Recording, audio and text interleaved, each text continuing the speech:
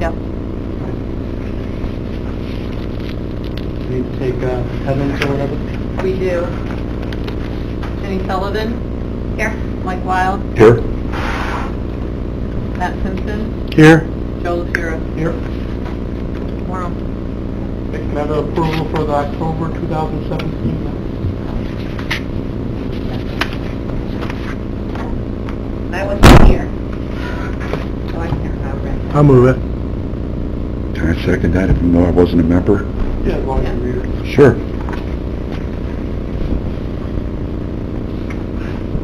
All in favor? Aye. Aye. All right, so we're going to go over the proposals for the audit of the IDA and CDC.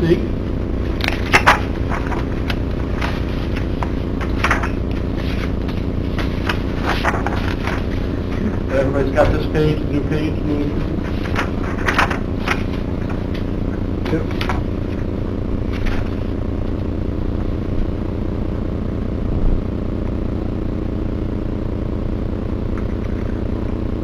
All right, so Whittemore Dowen has the audit at the same amount of $8,600. Marvin and Company had a bid of $9,650, and McCarthy and Conlon had a bid of $7,800. Keep in mind too, I guess the only way to look at this, basically, he said I talked to Mike McCarthy, he said if we only give him one of the two, it'll be more, but if he gets both, it's going to be $10,700. And so it'll be about a $2,000 savings. Also, did he give us a letter about the independent thing? He was supposed to send you an email. I talked to him about that, because you know how you always hear that you can't do bookkeeping and you can't do an audit.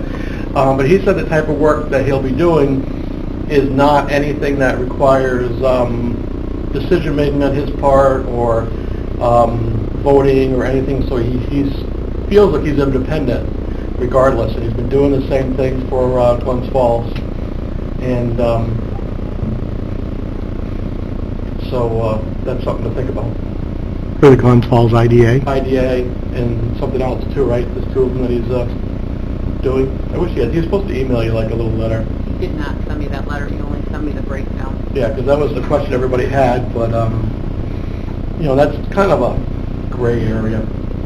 But it's really his responsibility more than ours as far as whether he can do that or not. If he has to have a peer review every 3 years, and you know, if they haven't given him a hard time about doing the other ones, I'm not sure why he couldn't do it for us. He's well versed in Paris as well. Yep. He has a very good reputation.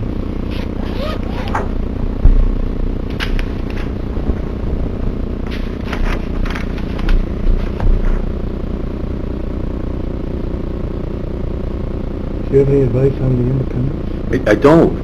You know, the research said we can, but I don't know much about accounting. Yeah, It just seems like it ought to be separate, but I don't have any... Is it a question about the independent Yeah. auditor versus the auditor? My impression is it needs to be independent, a separate person, but we can look into that. Yeah, we can... he disagrees. You know, and he made a case of the fact that he's not making any managerial decisions. And, you know, he's only looking at it and making sure that you're doing the right thing, which is true. He's not doing the bookkeeping, you're doing the bookkeeping. And he's not doing the paras, you're doing the paras, right? So he's just reviewing it. So, and, you know, he's not the kind of guy to be flippant either. So, you know, I'm confident that if he believes he can do it, he can do it. And the other thing is, as far as, I'm not so sure what our responsibility is it's more his responsibility than our responsibility to be right about that. So, Mike McCarthy, right? yep, He used to be the Urbach County Whirlwind, I think. yeah, I just know him. He's a very reputable guy. So. yeah. You know, people think very highly of him.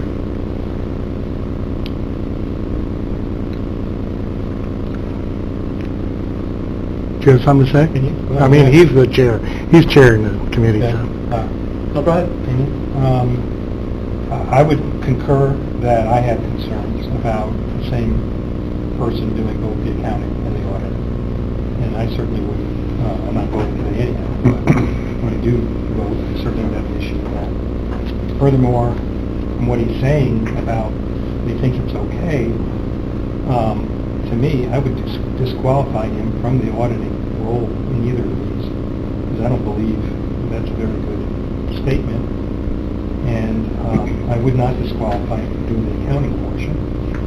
Why would you disqualify him from doing the audit? Because of this opinion that he gave you that he thought it was all right. I mean, Why do you think he's wrong?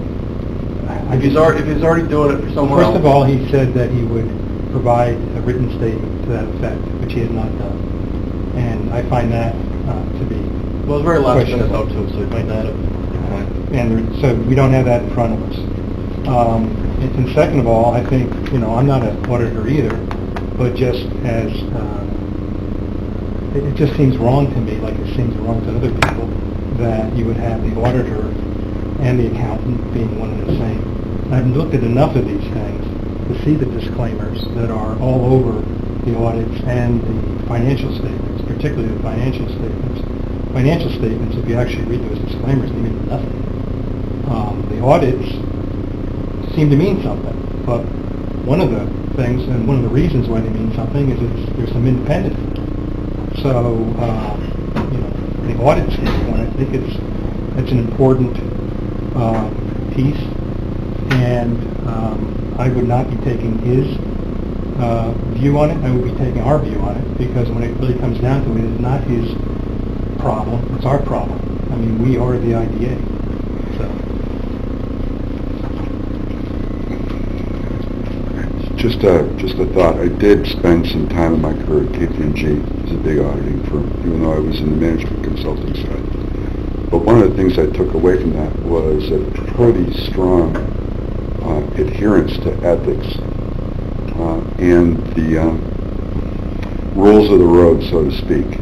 And these guys never took any chances. And I'm thinking that there's certain regulations that would state that they could do both or not do both. In part, being somewhat part of that industry. But I'm thinking that there's got to be some kind of regulation, because they're under scrutiny by the SEC and other large organizations to make sure that they're doing the job correctly. And the guy's saying that he can do both. There must be some precedence there to allow that to happen. I agree with you about the independence. I'm not an auditor or an accountant. There It is might a be the certain term, risk. the term we're using of accounting makes it sound like he's doing the journal entries and he's doing the accounting, and he's not. Can you talk about what Dennis did for you every year, just to give everybody an idea? Basically, what Dennis would do is he would come in and make sure that my journal entries were correct, for, as an instance, petty cash. That all of the bank statements were accurate, which Joe checks every month anyways, and that everything was in order for the auditor to come in and get us ready for year end. He literally would spend an hour or two at the office and then take a thumb drive of our QuickBooks and go back to his office and review everything, make sure everything was accurate. And if there were things that needed to be corrected, he would contact me and I would correct them on my end. But that was it. He was getting it ready for the auditor to come in. And who is Dennis? Dennis was the accountant that we used from Snow Stepco? Iker.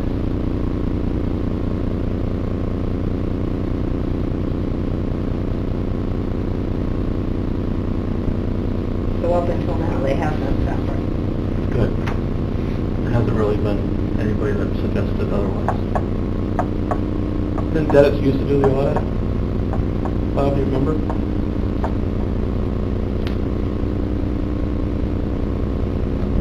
I'm sorry. Did Dennis used to do the audit and then... I'm Dennis sorry. used to do the audit? Did Dennis used to do the audit? I think he did at one time. Years ago. Yeah. And they got out of auditing, and so we put it up to somebody else. But I don't think he wanted to do both. Well, they stopped doing audits anyways.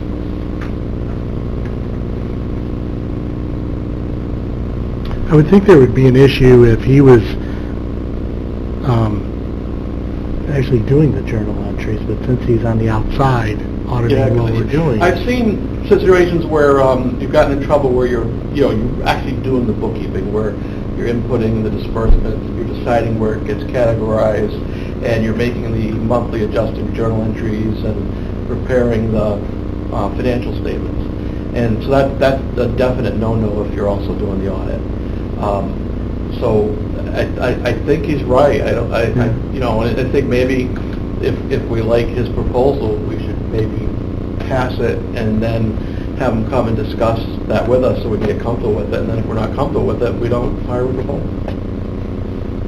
Or either, for that matter, if we don't want. I mean, the price obviously is significantly less, right, than...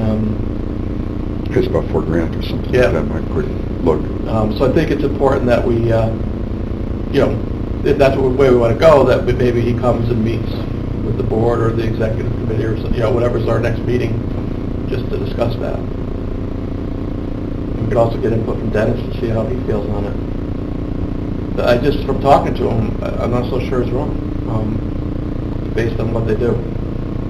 Because he's basically just reviewing what has already been done. He's not Right. making managerial decisions, he's not voting, he's not involved in the actual preparation of it.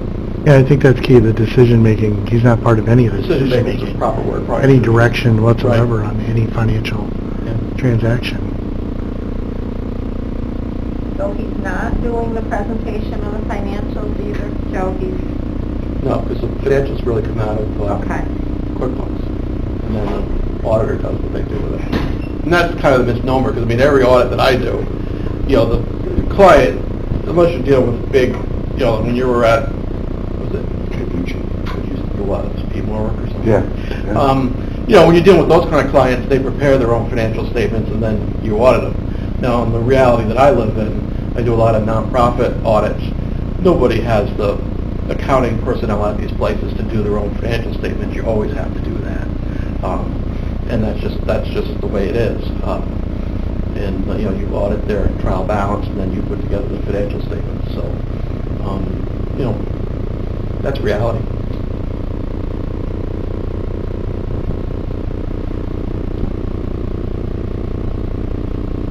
All right, I'll ask the question. So if he's not doing the preparation of the financial statements, what does the accounting piece of it actually represent? If it's split up? When you say he's not doing the preparation of the financial statements, does Dennis prepare a financial statement for them to review, or no? He takes basically what comes out of QuickBooks, and then the auditors audit that, Correct. and they basically prepare the financial statements. Right. But, you could say that we do it because we have the balance sheet and the profit loss from the QuickBooks, and then they put it into a format that's more presentable.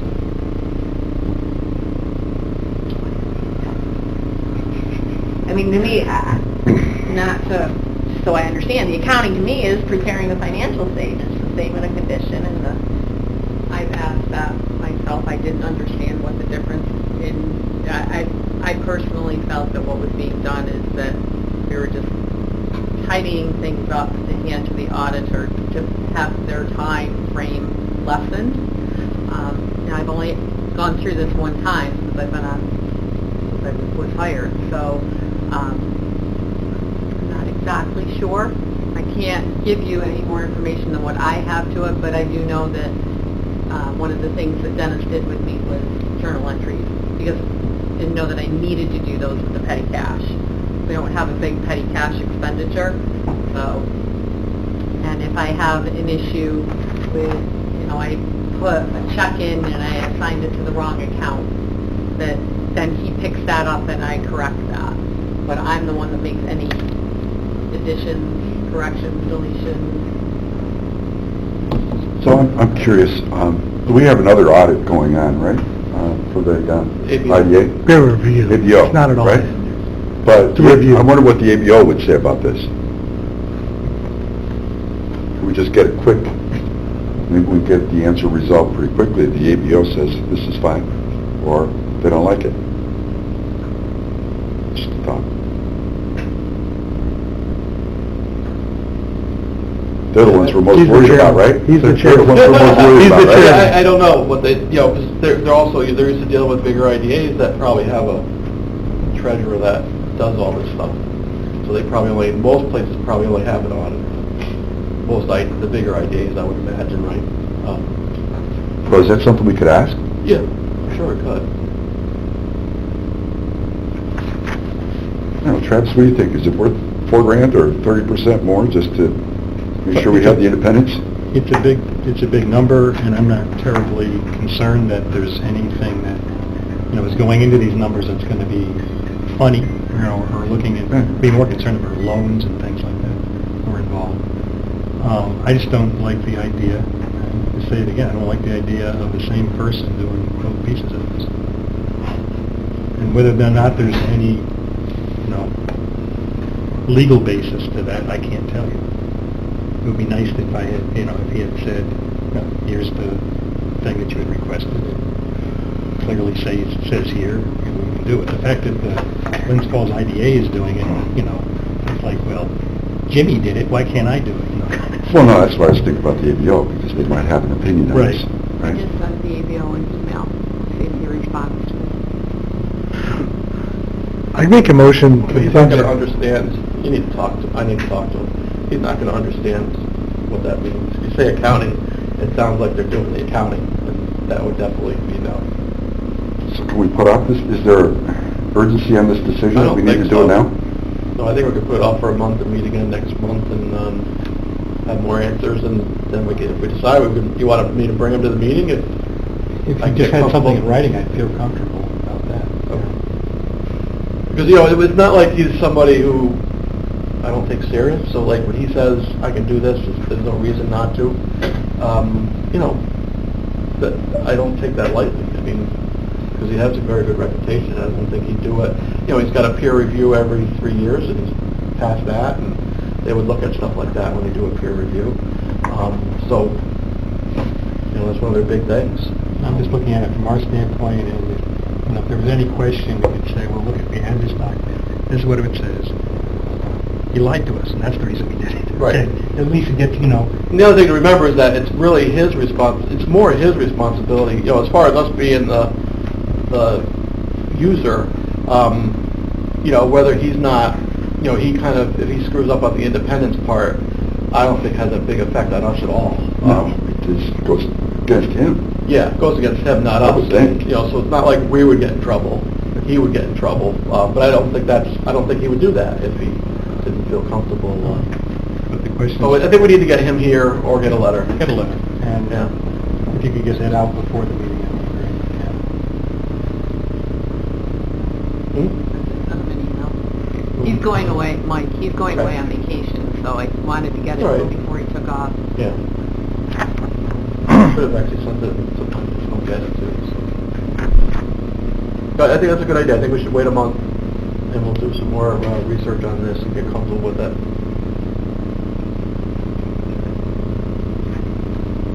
You want us to do anything on that? What do you mean? Do you want us to research that at all, or? Is that something you feel comfortable doing? I'm comfortable having Mike do it.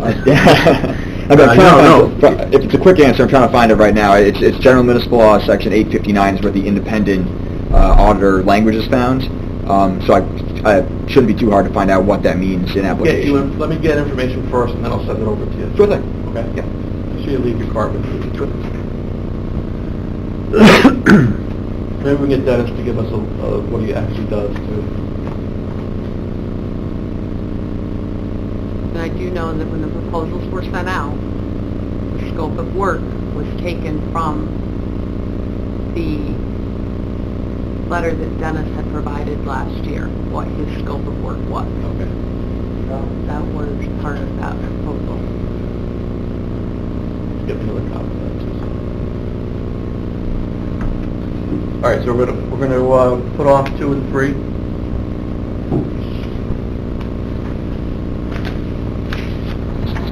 And Tammy, you want to go over the job count? This data, What's the process? Once a year, you ask them for job information? year-end, we send out a detailed report request to all of the current projects that are receiving pilots, and we ask them to provide us with the detail of their sales tax and their job count. They provide their NS-45 to us at the end of the year. And the numbers that you see reported on this sheet here are what comes on the paperwork that I receive back. It is not always separated out by, they do the full-time, part-time, but they don't separate out if it's seasonal. So those papers are actually being revised to go out this year, but those are the numbers that were reported on last year's paperwork that we received. Do you have an extra copy, or does everybody have this or not? I don't believe I do. It's not on Yeah, there. it should be in your audit and finance packet, Mike. Which one's- You don't have it because Oh. I didn't prepare an extra copy of the audit and finance. Here, I can share with you. So, Yeah. what is it? Well, it might be the one before it. Just like this. You only bring the report. Yeah, you didn't bring your audit and finance packet. Uh-oh. It's probably in here, huh? Oh, I can come out there and sit with that. Afterwards, maybe I'll make a copy of it. You can look at it. You can share it. Well, I can share it here. I can look at it. That would be easier.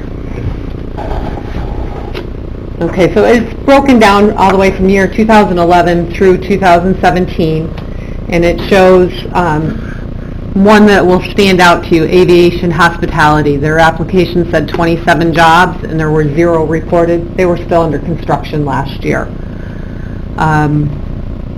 What was that again? That was aviation hospitality, which is exit 19, Bavix project. There's no numbers reported yet for fire tech sprinkler systems. There is, as they're still under construction and actually have not closed. The same thing with Greenwich Preservation. They're under construction and have not closed as of yet.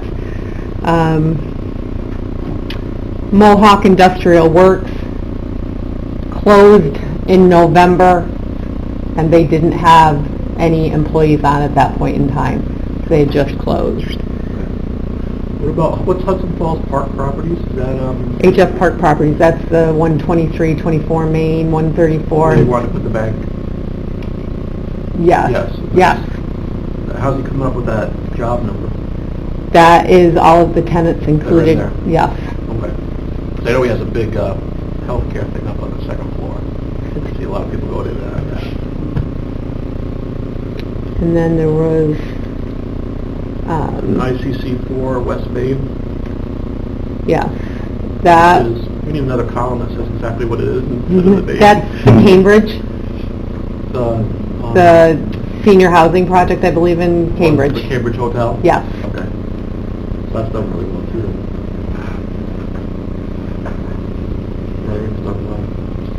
And these are all self-reported? Yes, they are. They're all self-reported. They do provide their NYS 45, but again, in speaking with the ABO, that is for the quarter, those numbers, and we're really looking for number of employees you have as of December 31st. So You we're don't see tweaking, that on there because you can see who has quarterly wages. so we're tweaking Yeah. the form that we're asking. 45 could have 100 people on it, but you Right. might only have 60 people during that quarter getting money. So- Right. But we could see that. People probably don't want to spend the time. Now, I struggle to get this data back in time to input it into Paris. What do you need it by? I send it out, last year it went out the middle of December, this year it's going out the end of November, and I will be following up. I have to have everything back to me by the end of February so I can start inputting in March. They don't really have the NYS 45 till, late January. Right. What about Kenny Dietrich? That's like one of the ones that's a lot lower. Is there a reason? That just closed, That's Lake George? yeah, Hotel? is that the Marriott? Yeah. But they have 2 years to be up to the number that they put on their application, if I'm not mistaken. Bob, is that correct? When they report a number? I'm sorry? When they report a number on their application that they're going to be providing 59 jobs, they have 2 years to be up to those numbers, It correct? shows it on the application, what they expect to have 1 year, what they're gonna have in 2 years.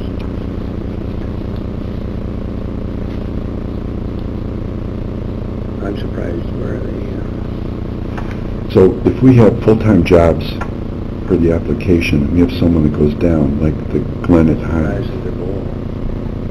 Mm-hmm. right, they went down. What's the story there, do we know? They don't tell us that when they have a decline, but, I mean, the economy says a lot with that, I think. That's what has been the norm, that they've felt that was what decrease was. So they're probably at the end of their pilot anyway, right? Because they're... They're actually a bond project, they're not a pilot. The full-time job, is that like a full-time equivalent?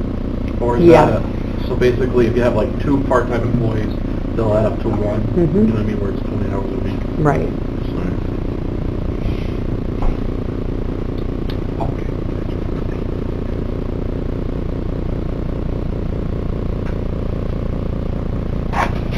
On the Patty Company, there's been several of these, and I think each one indicated that they had 10 or something like this.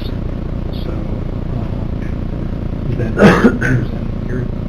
The number 28 that they provided for year-end 2017, I had actually sent Mr. Schwartz an email for clarification on that, and that is the tenant at Patty Company. And forgive me, I'm not overly clear on this because it was originally Morris.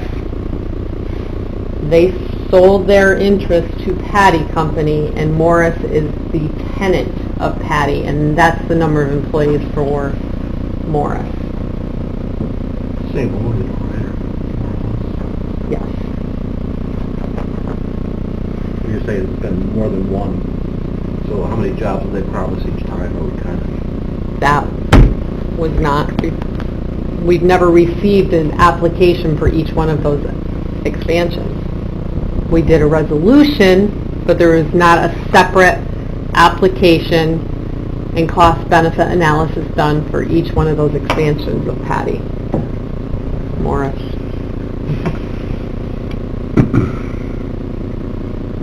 I mean, what I saw was reported in Paris, and I may have misinterpreted what was there, but it looked like on the latest expansion they were asking, they were saying there would be 10 more employees. But you're saying there's not a document like I've seen, it's not an application like I've There's seen? not a separate application for each expansion request, no. What should they give us? It was all done by resolution, is my understanding. This project precedes me, so I've been working with the ABO to try to piece that together, and there's missing pieces in there. So there are missing pieces, I mean, okay. The best that I can come up with. What is that one? Morris Products? Cary Road, they're a distributor of like electronic gadgets or, you know. Okay.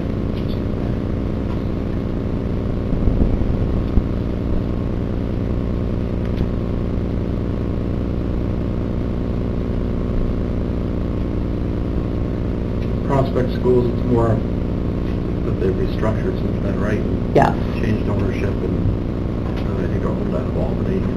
Yes, they are.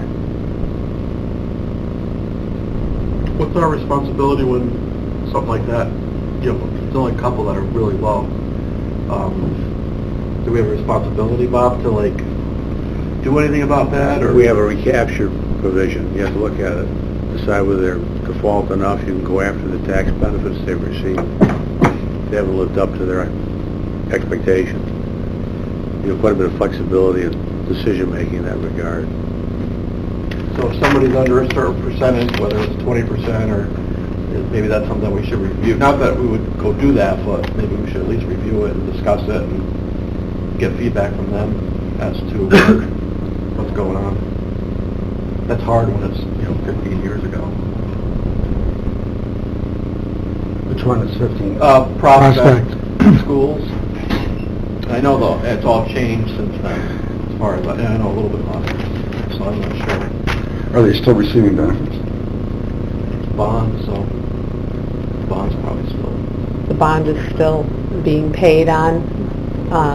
The only, No pilot though. no, and they only get billed for special district taxes anyways. They don't, there's no billing to them for school or county, Non-profit. right? Well, what kind of recourse would we have then? And then, well, the recourse would be any benefits they did receive from us, whether it was, I don't know how you take back the bond savings, but if they had sales tax exemption at some point, or mortgage tax exemption, but Audit, finance, in that talking case, I'm about not so sure. prospects. You know, you also, I have to wonder out loud, right? that If we have, Out there. if we have a change in ownership, whether that new ownership really understands You're being videoed. what they bought, right? Yeah. And the obligations that they had as part of what they bought. Maybe it's just wise to say, come in and talk to us about it. Yeah, I think if it's under, but I'm thinking 20% in my head, but if anybody that doesn't meet the 20% requirement, probably we should at least have some due diligence to follow through. I'm not so sure you can fault a company if, you know, their whole structure's changed and there's more jobs down in Albany, or, you know, because of economics, they have to do this and this. You know, then, you know, because I think it would, you know, it'd have to be pretty extreme for us to take back benefits, but I think we should at least have some due diligence to do something, you know, at least review it. Would it be unreasonable to ask anybody that's down 10% or so to come in and give us a presentation in terms of what their plan is to get back on track? 10% is too harsh, or what do you think? No, I don't see the numbers. Tammy, I take mean, it away from me. Oh, sorry. Thanks. Yeah, because even like you look at Kenny Dietrich, where they said they're going to have 60, if they have 54, that's 10%. So that's, I think 10% is a little bit harsh. I think 20% would be more reasonable. And when did you say these numbers were as of, Tammy? The number, 12/31/17, right? Yeah. Yeah, because it's off the year end. which that, from a seasonal standpoint, they could be low at Well, there's, no, so we're supposed to be seeing how many employees. just a thought. I mean, if it's in Lake George and they're giving you 12/31 employment. Yeah, it's a good point. That's why we should look at it and talk to them, because they could be not calculating correctly, because really, technically, it's supposed to be what they have as of 12/31, but in a situation like that with a hotel, they really might have more, but it's a lot of part-time April through September, you know, which would equate to full-time equivalents, that they should count for them. So that's why it's good that we look at it, so that we understand it, and, you know. Well, I look at the Prospect schools, and they never met their number. Right. You look back through all the years, just to call out one, right? If I could see a progression moving forward, that they were, you know, getting Right. closer to meeting their numbers, you give guys some breaks, but they've never made it.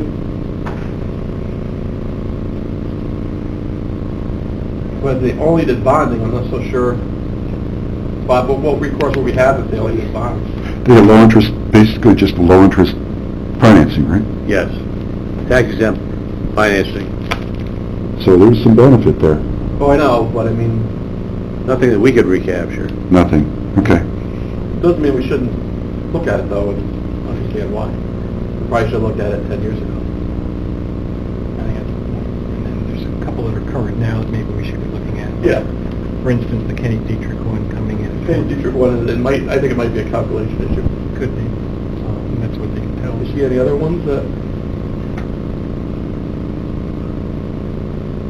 The rest of them are all pretty close.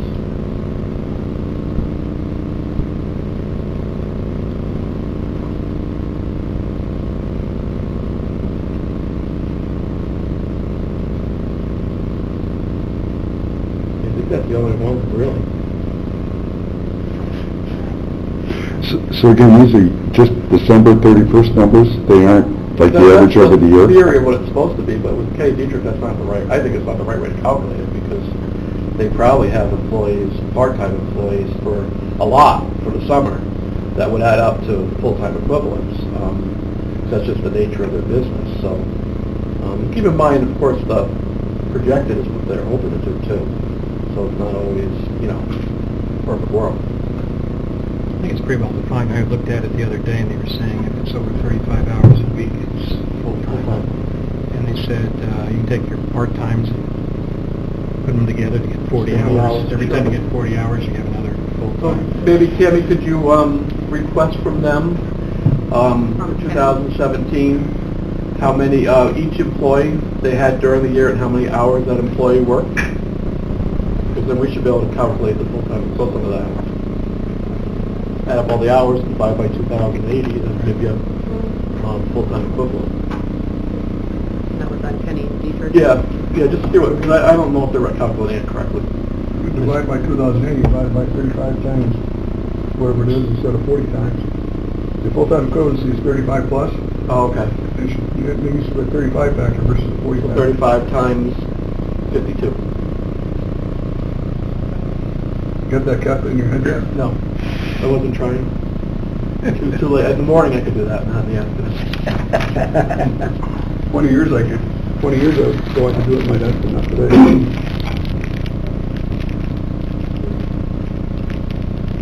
Okay, does anybody see anything else that they, 1820.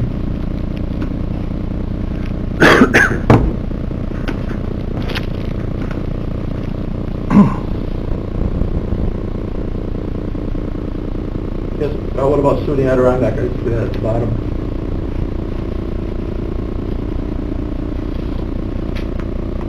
Bonding.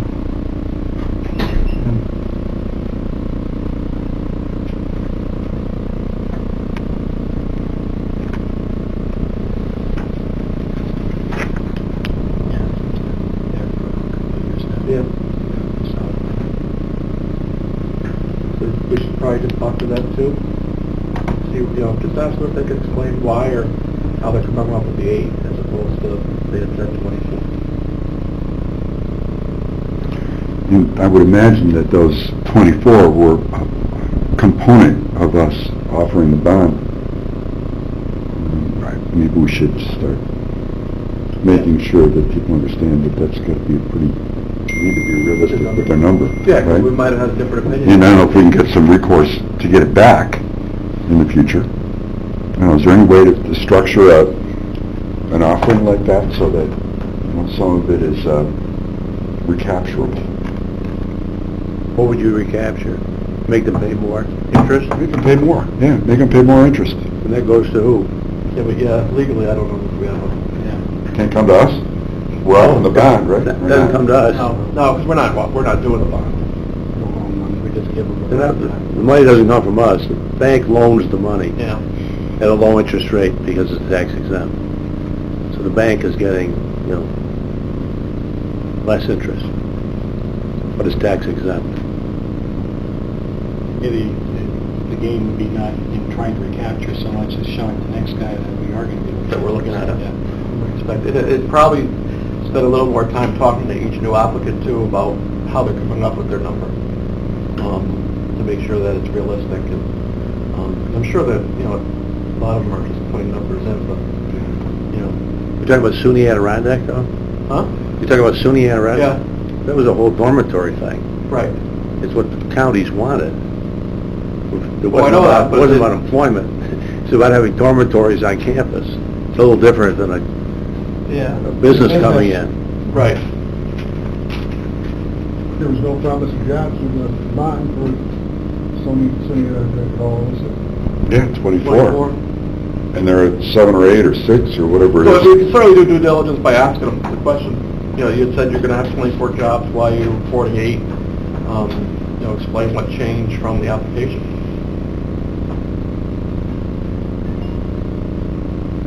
I don't know how that helps us going forward, but You never saw a cop on the Northway, you'd go any speed you wanted to go. That's what it is. Count the cops. yeah, but the cop isn't going to give me a ticket. Well, Doesn't matter if I see them. Yeah. no.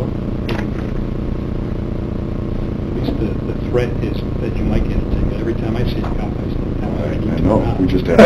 Because you don't know if he's going to write the ticket. It'd be nice to have a little teeth, right? So. Is there a way? Well, we you normally build work in for once in recapture? this bond. Is there a way you build in the recapture if they don't meet their goals? For tax exempt bonding? But no, I'm talking Not about really. for the other pilot projects and... Yeah, It's built in. if there's Still there. the other thing. We already have pilot, it. and there's especially if there's a pilot, then there definitely is recourse. Because saving on these taxes year after year after year, and misrepresented what they were going to do as far as that. And so we have more recourse there, and we probably have the authority to go back and get that money if we wanted to. You can also terminate the lease and put them back in the tax rolls immediately, Right. then look at the recapture. Yeah. Which we would only want to do as the extreme, but I think it's, like Travis said, I think it's important that you know, I always tell my Agreed. clients, it's like McDonald's counts cups and all that, and you always wonder, are they really tracking that, or they just pretend they are so that you don't give away free drinks because they think they're going to get caught. And so it's kind of the same theory.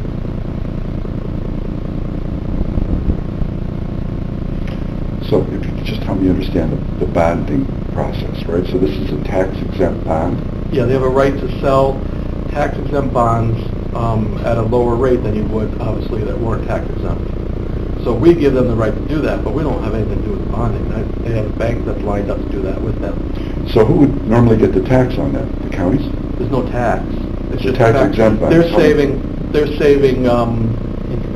saving interest, so they might get a 3.5% rate instead of a 5% rate. And that's where their savings is. Or at the time, it might have been a 2 instead of a Yeah. 3. Then obviously whoever buys them saves on taxes too, but that's so there's no, nobody's out money. This is the company. Someone's got to be out money somewhere. Yeah, you're out income tax. The guy that buys it. State of New York. State of New York. State of New York is out. And the federal government. Yeah. So whatever it says bonding, don't worry about it. It doesn't impact the counties. Well, there's no recourse. Like Bob said, there's no way we can get that money back anyway. We don't charge tax on the college either, right? So they would be taxing. They'd be tax exempt anyway, so you can't even, there's no recourse even on their pilot. Oh, no. There is a benefit to the counties by educating our kids. Of course. Oh, no, we're not. I get that. It's not it. It's just Right now, process in general. We're looking at the other side right now, we're looking at... Well, because I think the problem with, a lot of it, I think it's just how they're calculating it, because I think at Adirondack Housing, they might be telling you how many employees are actually in the dorms. But when they did the proposal, there's other jobs that are associated with that as far as more security and other things, so the number 8 might be wrong on how they're looking at it compared to how they looked at it when they put the proposal together. Because I think having that many people on campus creates other jobs too. Whether it's, Even if it's a problem, yeah. But I mean, it's not just the people that are inside the building working, this is what I think the 8 is. So that's why you ask the question, so you get an answer, then we get better College could be information. providing the services and... Well, there's other jobs, I think, other accessory type jobs that aren't people that are physically working in that building, Right. that are created because they have all these people on campus now. Pretty much have Whether another it's more maintenance food worker workers, at the it's more college security. that's actually Yeah. there because you have another building to take care of. And the people understood that probably did the application, but now you've got probably a clerk that's giving her the numbers, and, so that's why I think we should ask the question, we'll get a better answer, and then we get better information next year. But keeping your student population up, you're also helping keep more professors employed and Yeah. educational staff, so it's not just associated with those buildings. And you get the kids out of their parents' house, which is the whole... But I agree with all of this, but the idea is there is a discrepancy. We, as a board, ask for that, and we put it out, and the ABO will be with that. And we did that. I'd be happy.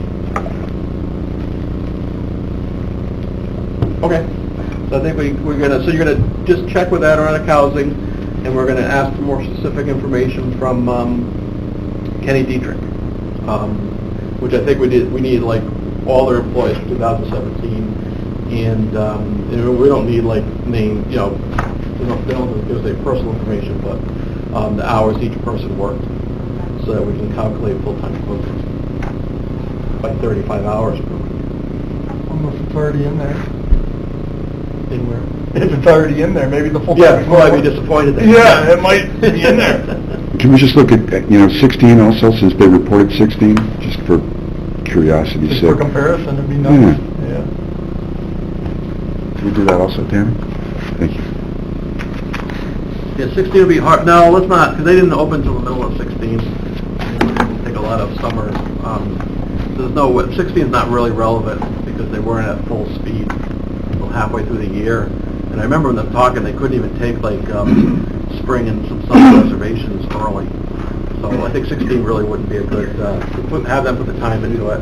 Okay. Wouldn't be relevant. I think 17 is more relevant, and then obviously 18 will get it.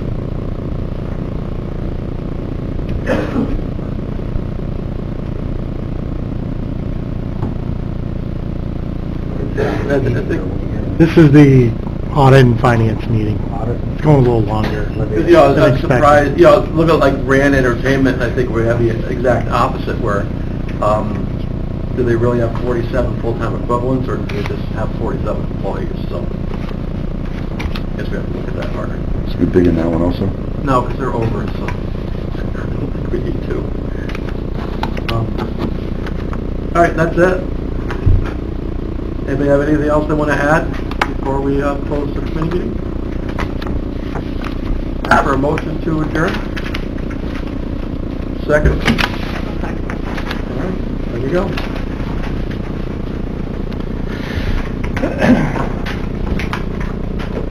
Okay, we'll go into, we'll call the IDA to order. First thing will be roll call. Got this one.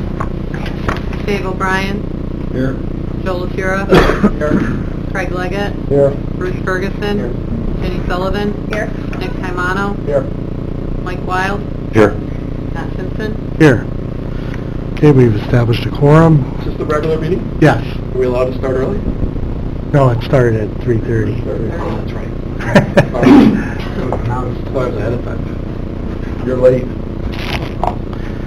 Okay, we would call for a motion of the approval of the board minutes for the August 13th, 2018 meeting. Second. Okay, Joe? All those in favor? Aye. Opposed? Carried. Okay, the next thing we have our current accounts payable. Make a motion to approve? Second, do I have a question? Sure. You got spectrum 125 for 1 month, and then you've got October 277, Yes, that's due to the increased service? it's due to the increased service and the service call that they had to come out to replace the equipment. Does that have to do with the speed of the internet, or? Yes, What's our monthly bill gonna be after this? I do believe it's going to be 167, 176, I don't have an exact. Yeah, you had told us that. And that includes the telephone service as well, in that total.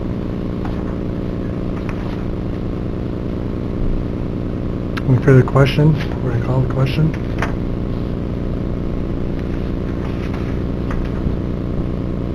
Okay, roll call? Dave O'Brien, Yes. Joe LaFura, Yes? Craig Leggett, Yes. Bruce Ferguson, Jenny Sullivan, Nick Caimano, Yes. Mike Wild, Yes. Matt Simpson. Yes. What about our two members, new members? I do not have paperwork from Washington County yet.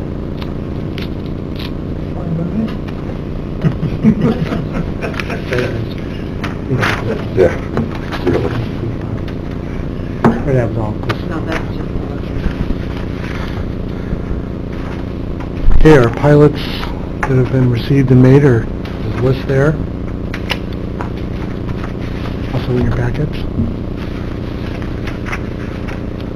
All of the pilots are current with the exception of one project, and that's Tribal. They were rebilled with their 1% late fee in October. And I've not heard anything back from them. You heard from them at all, or? Nothing.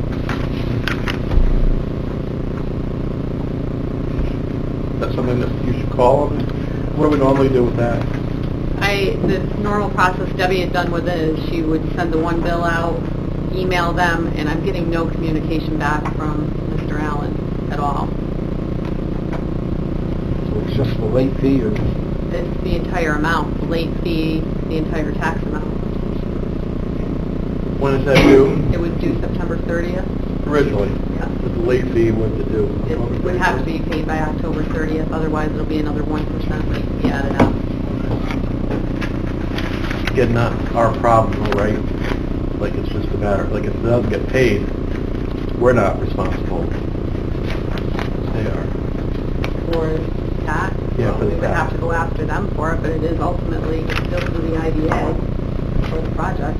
Bob, how does that work? Generally, we've already approved the taxing entities to go after them directly, and that's what usually happens. So it wouldn't be our responsibility if they go past November 30th. The taxing entities themselves go after them. Should we make a phone call, or?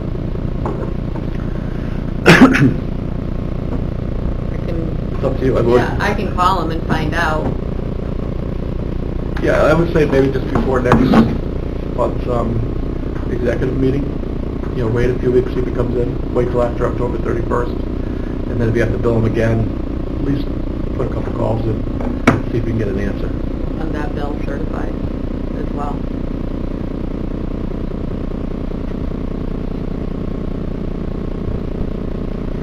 Okay, we'll move into unfinished business. Greenwich Preservation Group. The project is underway, and Kara tells me she's finalizing the closing documents, and they hope to close within the next few weeks. So if it's already underway, then they're not saving on things until we close? Yes, they are. They have an agent agreement, so they're getting the sales tax break now. And the same is true for fire tech sprinklers. Yep. Same situation, and they hope to close in December.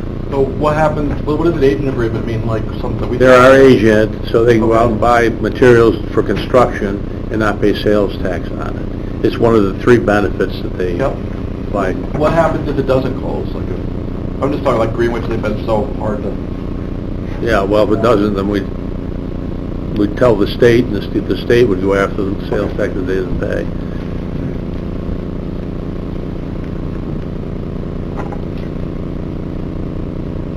Okay. ABO operations review. They are done with our office visits, right? Complete As of this week. as of this week. They may come back next week for a visit. I don't know for sure, but the hope is that they will be wrapping up and have a draft to us by mid-November. They do know when our meetings fall for November. How frequently do they do these reviews? They've been doing this review for so long. Well, we've never had one, I know. I didn't know if they were on a, like, every 3-year schedule.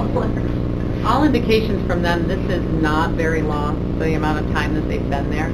It's not like they're there every single day. They may come for 2 or 3 days in a row, and then I may not see them for 2 weeks, or they might come once a week for 2 or 3 weeks. They've been doing quite an extensive review of our files. When they first came, I asked them, you working on more than one review at a time? And they said no. So I don't know, did we meet with them in July or? June. Was our first So meeting. those 2 people have always been working on our review though. I don't know what's going on, but. It's telling. What were There's they? a lot of stuff to look at. Yeah. When you're going back to 2015, there's a lot of documents there. What will they be coming back next week for, do you think? At this point, I don't know. I had a couple of questions that they were looking for, how the taxes were calculated on 5 or 6 different projects, how that tax rate was derived. So I scanned in the document that we received from the counties with the taxing rates on them. They wanted to know how we came up with the property assessment. So again, I scanned in the document where we go to the actual county website and pull off the assessment, and that's what we base it on.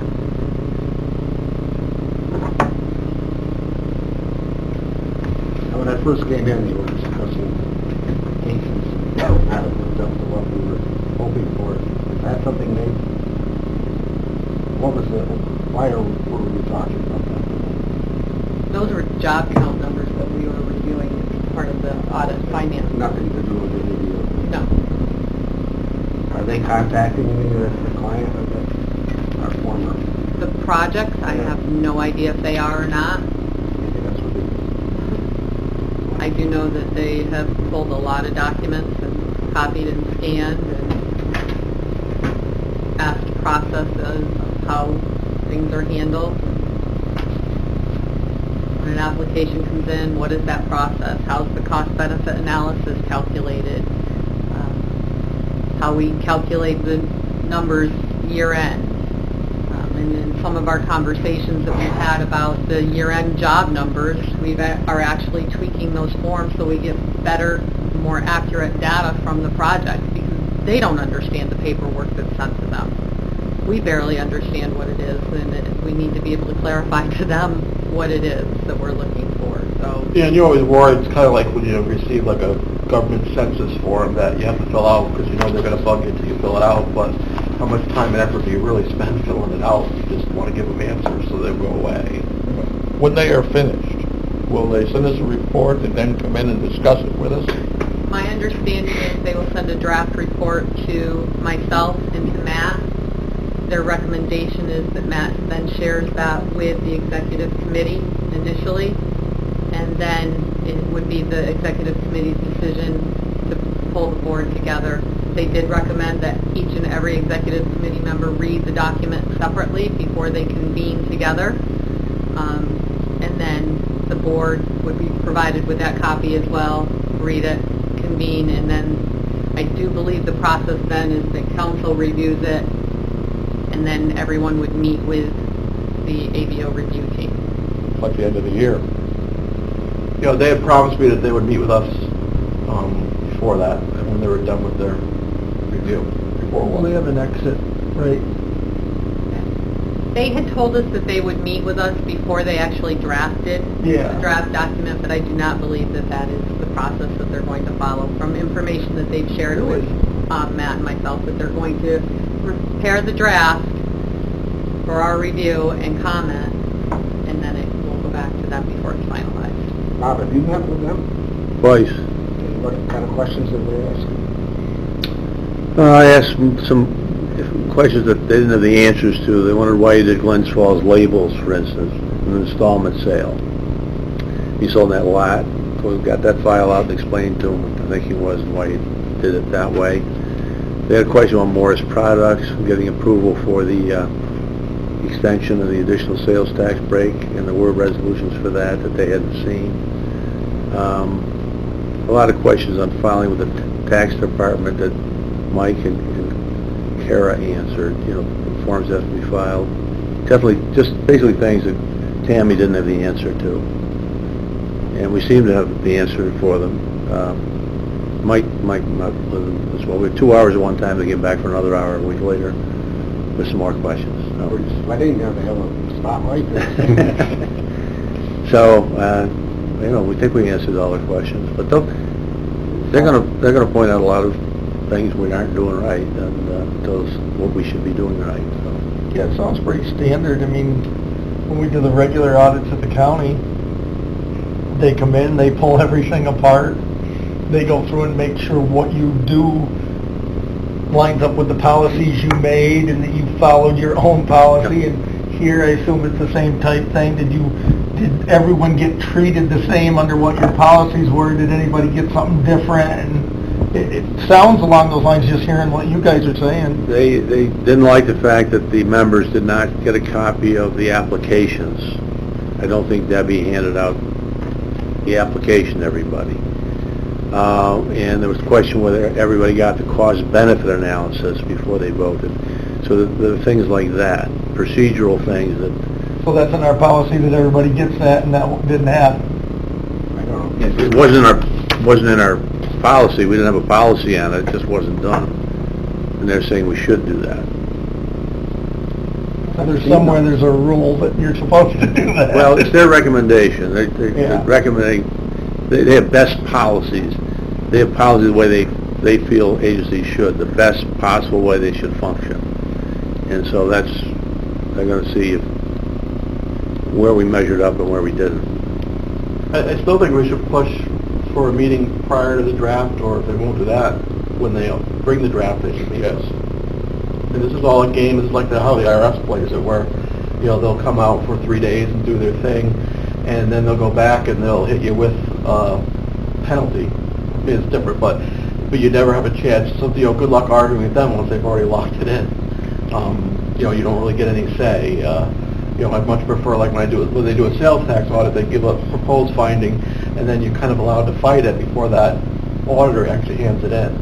And so it's a much fairer process, and I just think that the process that they're trying to dictate us to do, which is they'll do their draft, we should all read it separately, not together, and the lawyer should look at it, and then we should send them back comments, and then they'll finalize it without them ever having to sit here and talk to us about it, I think is wrong. I mean, we're going to learn from it, but also we should be able to respond to it. And it's always better to do it prior to the draft being written, but I imagine, and they promised me at that meeting that they would. And so, I maybe, Matt, you can call them and talk to them, or see when they're willing to meet with us. I think after the fact is not a good way to do it. I think he's right. I don't know, with county and with town audits, that's exactly what happens. Before they do their draft. Usually you have a verbal. Yeah, they have a verbal. Well, a where verbal, you- but it's usually with the head person. I mean, they may And say if he wants something. us which is- included, he can ask for that. I'm not sure in this case if they would grant it, but, Well, they usually say something that's completely wrong That's what I mean. on its face, and that should be known before they write their draft.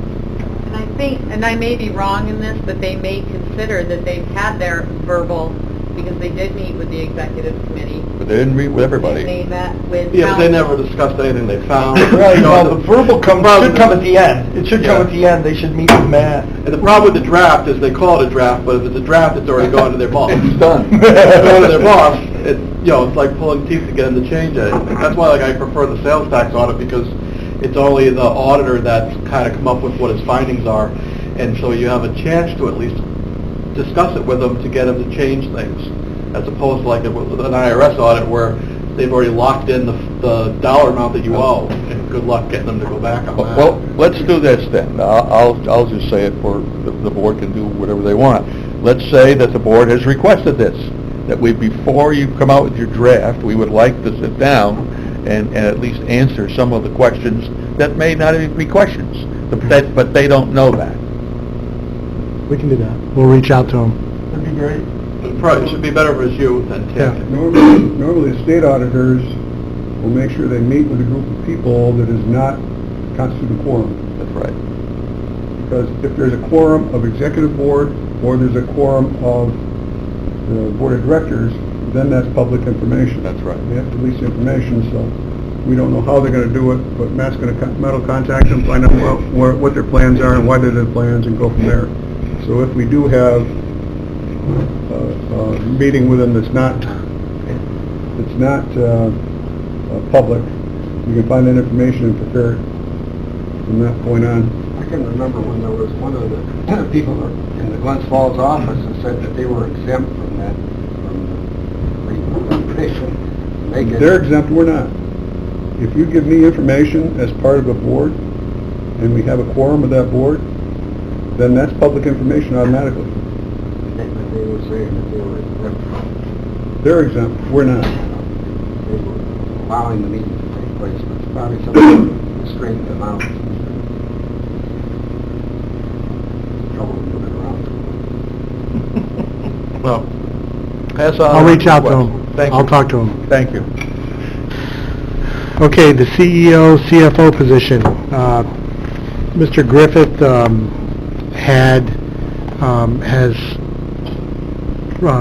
pulled his name from being considered for this position due to his job and other ventures in his career. So with us today, we do have Mr. Michael Biddle, and he was our other candidate who our executive board had met with him, and we were directed to have both candidates here, and tonight we have Mr. Biddle. Welcome. And I don't know if the board would like to, how we want to do this, Questions? Maybe Mike can introduce himself and Yeah. give his background and why he wants to do this, and, Does anyone not know Mike? 5 minutes. What's that, Dave? Does anyone not know Mike? See his picture in the paper just about every other day. It's always in front of a That would ribbon. be I don't know if we like it to be having him forced on us. That's what I don't. Well, I am going to put a time limit on no, I'm like, So welcome. Yeah, we don't want to lose a second candidate after we already lost the first. Thank you, Travis, for supporting me. Hi, good afternoon. I'm Michael Biddle. I'm the current CEO and president of the Adirondack Regional Chambers of Commerce. I'm a resident of Greenwich, New York. In Washington County, right? Washington County, you bet, the best county on the planet. Been there since 2002. And married a dairy girl there, and I'm a dairy boy from Wisconsin. Was employed at Quad Graphics for 15 years. The King Arthur Flour Company as co-CEO for 15 years, and then retired. Had been a member of this esteemed board from 2005 to 2009. Chairman of the board from 7, 8, and 9. I can't count either. And involved in several other community endeavors throughout my time here. I love Warren and Washington County tremendously, and always been concerned about the community and the job growth, retention, and this beautiful area, keeping it beautiful. So I really see the IDA as a wonderful opportunity in the most difficult state in the country to do business in, to actually offer something to current businesses to expand, hopefully, and new businesses to come into our two counties. And that's where I'm at. I currently am on the New York Farm Bureau Board for Washington County and the March of Dimes Board for the Albany, all the way up through Canada area. That's about it. I'm bored. That's why I'm here. Kind of disqualifies him, doesn't it? Yes. His wife wants him out of the house more. So does anybody have any questions for Mr. Biddle? The only question I have, just to clear the air, is there anything that you have that you're doing? Because you do a lot of things. Would there be anything that would be in conflict of interest with what we do here, or would it be together with what we do here? If there were anything with a member business, I would definitely make that known. You know, if there was something going on. From what I understand, the CEO does not have a vote on the board, correct? Right. But can actively participate in the meetings from questions and so on? Yes. Okay, so that helps. That was important. And then secondly, I was a little bit involved in New York State Republican politics and have resigned from all those positions upon taking the job as the president and CEO of the ARCC. So I am nonpartisan as of April 30th, 2018. I can't speak for Mrs. Biddle, but I am. So now you're just as likely to vote Democrat as you are Republican? Oh. No comment. No comment. I would make a motion that we accept the Mr. Biddle. Second? Okay, I just have one question. Please. Just for clarity, we had talked in executive, our executive board meeting about the Paris and signing off, I know you and I have had some discussions, and I don't think we are you okay with that? Part of the detail? It's the certification that numbers are true and right, and so on that Ms. Tammy works with the state on, and that the CEO and CFO, one of their responsibilities is reassuring and certifying those numbers. So yes, absolutely. I can, with my shoes off, I can come to 21. No comment. I was born in Mississippi. No comment. Oh, no comment. Brian? Even though you're not a voting member, I would have to assume that there's a conflict. You would also not participate in the discussion, because that's really what an extension is. You're not even allowed to participate in the discussion. Right. So I just throwing that out there. Yeah. But I think if they're a member of the chamber, that doesn't mean it's a conflict. Right. And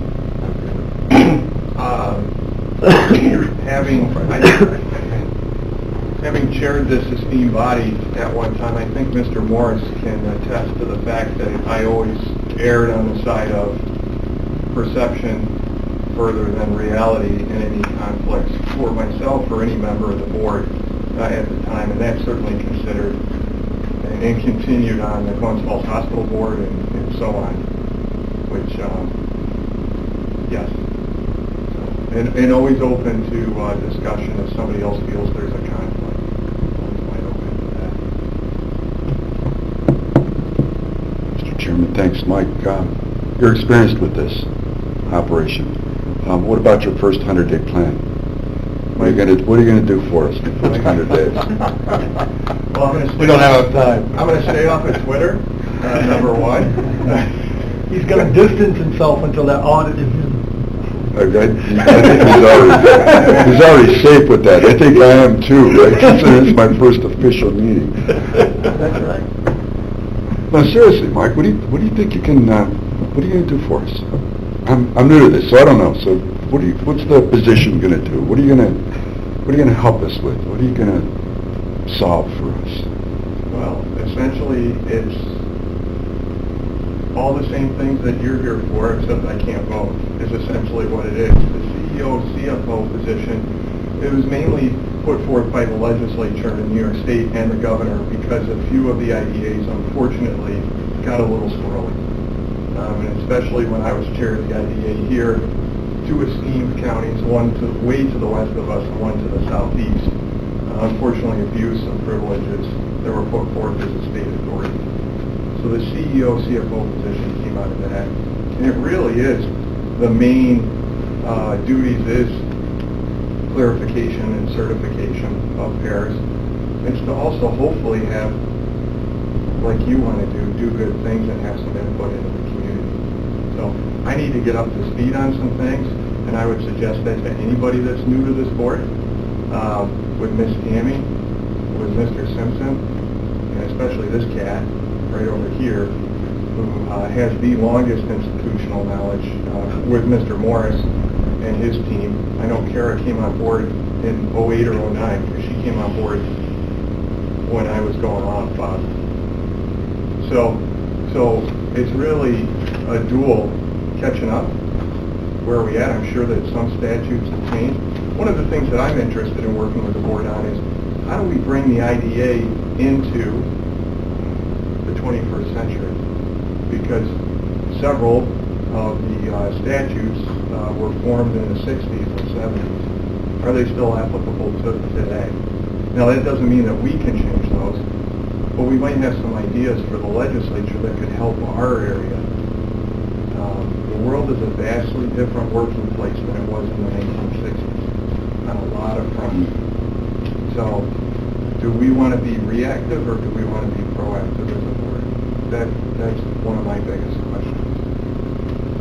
I think your question is an excellent one, actually, because I feel strongly that maybe with you and Chairman Simpson, one of the things that needs to happen is that the public needs to understand that we don't sit here with a wallet full of money and give it. We don't do that. And it seems to. I talked to a man yesterday, as a matter of fact, who is a large business owner in his town, and he had no idea that we are not like as the EDC is or the LDC. We do not give out money. He thought that we did. And this man runs and has for 45 years, runs a multi-store, multi-million-dollar business. Has no idea what the IDA is. And I think education of the public would be something that Chairman Simpson and you might take on. And we're not funded. We're not funded by the county or our own. No. There's a lot of misinformation that needs to be taken care of. I think that there's a tremendous misunderstanding with many of your colleagues, both Warren and Washington County, as to the role of the IDA. And so I definitely agree with Mr. Caimano that there's a lot of opportunity because we may be missing the ball with some great input from some other supervisors. And quite frankly, there may be a few that, and that's just life, there may be a few that maybe will never get it. You know what I mean? To the extent that you wanted to.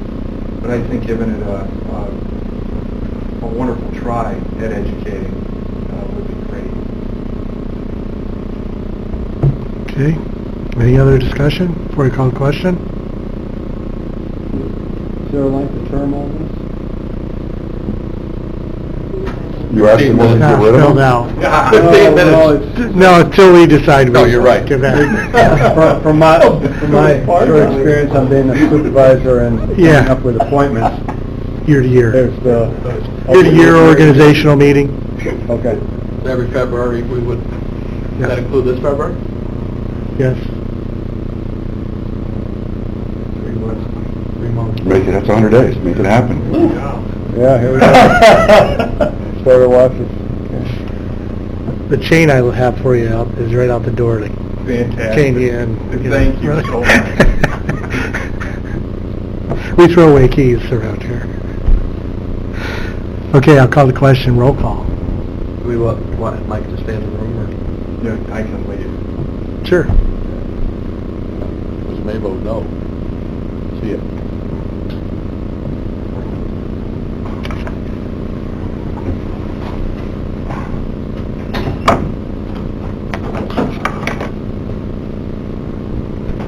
Just want to say, before you leave, we'll catch up. Entirely different matter. Okay, he's coming back. I'm sure he wants Or to. he'll stay or may not stay if he gets voted out. Dave O'Brien, Yes. Joe LaFura, Yes. Craig Leggett, Bruce Ferguson, Jenny Sullivan, Nick Caimano. Yes. Mike Wild. Yes. Matt Simpson. Yes. Okay.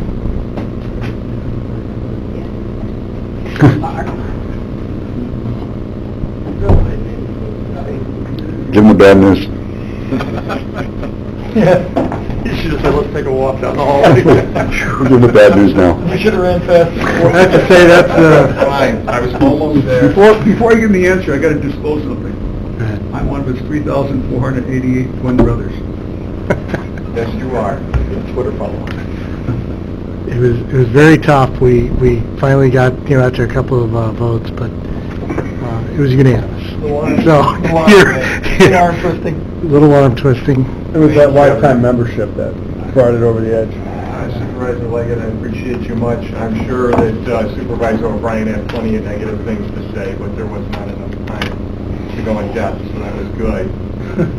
Do both counties have to approve the appointment? Just here. No, this is our appointment. Just this agency. Okay. So is it okay if I come with the big kids and? So I want to thank you for Oh, stepping up and... Are you leaving now? Because I want to speak to you before you leave. oh no, I'm gonna join the rest of the Oh, you're going meeting. to come to our meeting? Yeah, that's. I thought he was going to get big kids or Wait, something. I that's it? thought you were... Wow. You should have joined the big kids. I thought he was bringing big kids. I didn't... The other thing is you don't need to wear that fancy suit every time you come either. Well, there's no Hey, for the other job, he kind of had...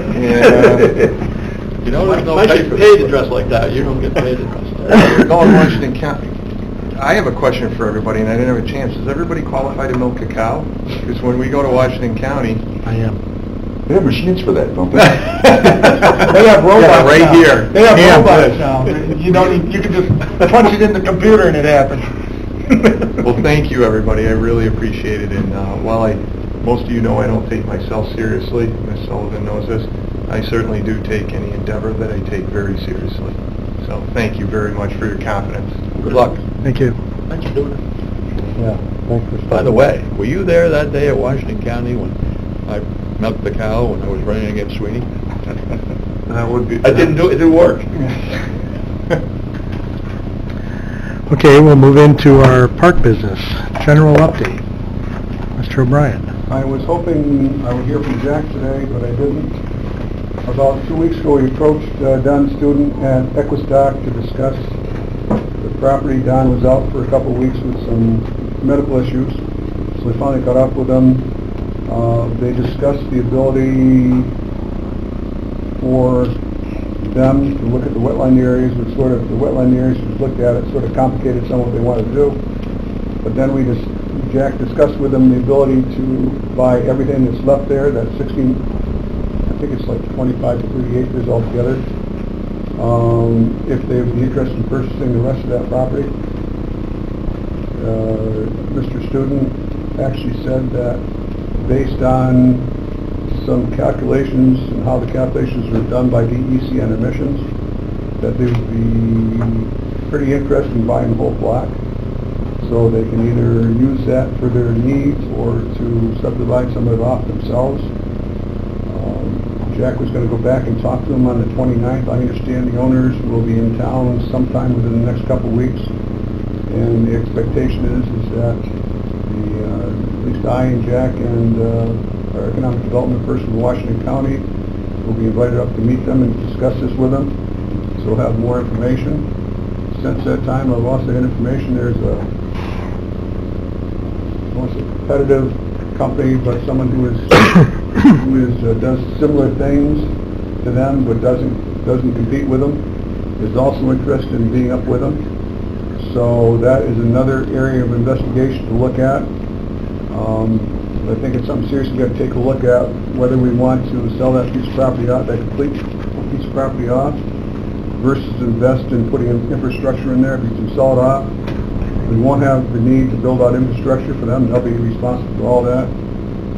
So it'll get us off the hook, quite frankly. And looking at that property up there, I would seriously analyze where we want to spend a lot of money to build out infrastructure out there.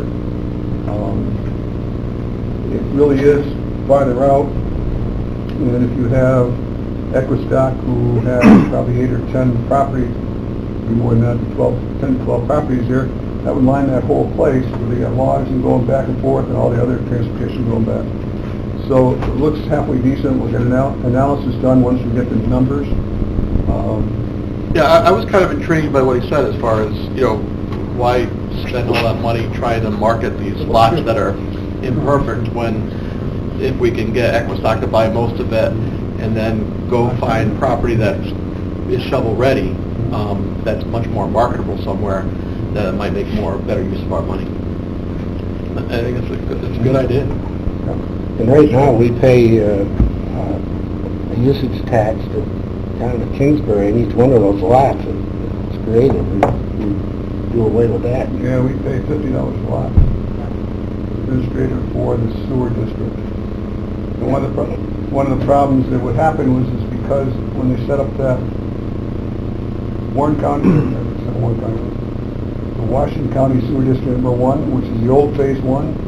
Then we have the Kingsbury Sewer District number 1. They never put a benefit tax on it, so there's no money left.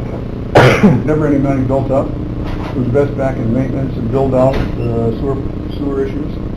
And this might help us in finding a way to get money, because Equistock is classified as an agricultural business.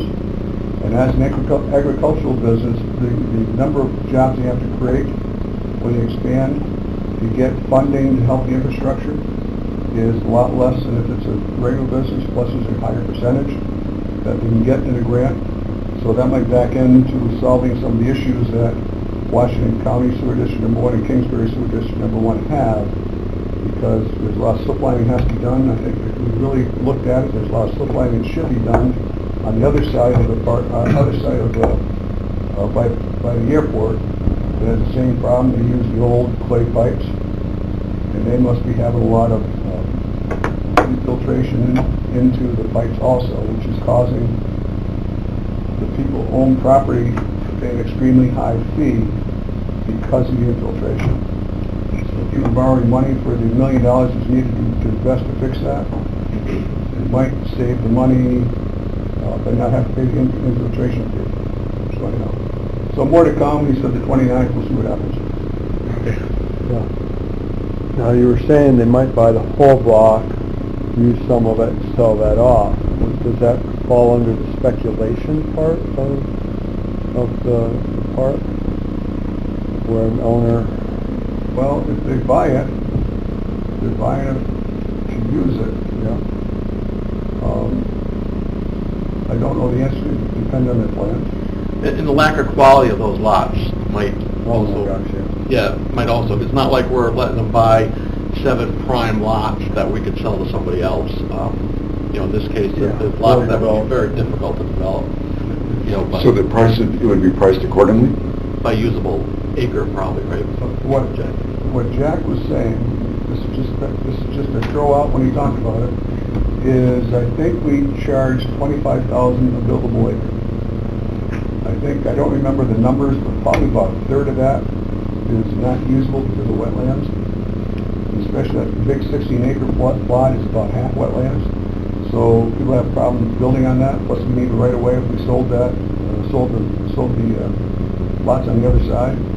So what Jack was proposing is to sell what they need, 8 to 10 lots, at the $25,000 per buildable acre, and considering disposing of the rest of the property at a per acreage fee of maybe what it would be for agriculture or woodlands or whatever, mostly woodlands. So that's what he's proposing. I don't know how legal it is, but we have to look at that. I think this might be a special circumstance that we would have to evaluate, because there has been some consideration if that Equistock was there, is would anyone want to build out past that? Because we established the use for that part of the park as being sort of a logging wood pulpy area, and would other companies who may be or clean rooms or any other type of office space, would they go back there? I don't know if that's a question there.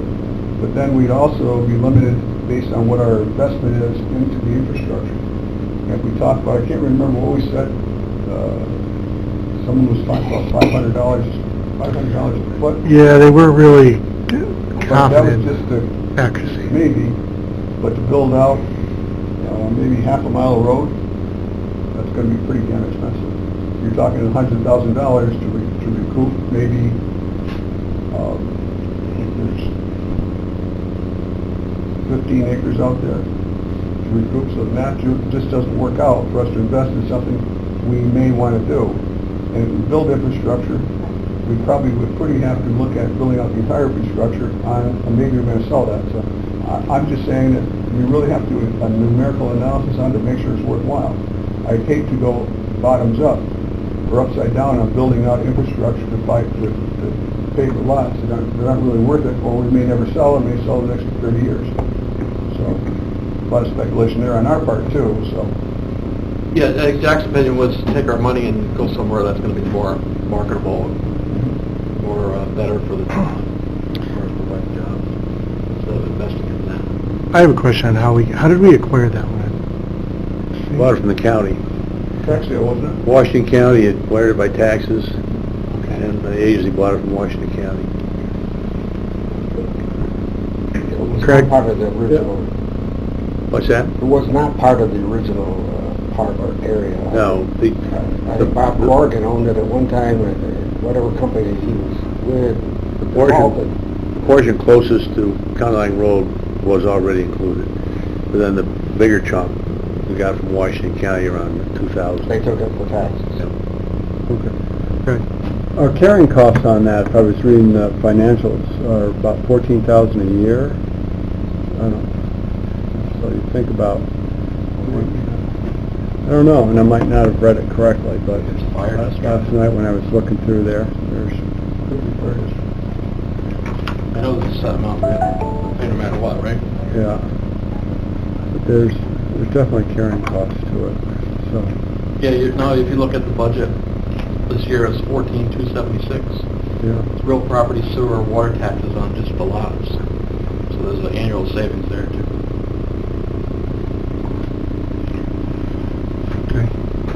So I'm wondering, to minimize the impact of speculation on their part, we could probably put something in a deed restrictions that says that we want it to be only for this type of business.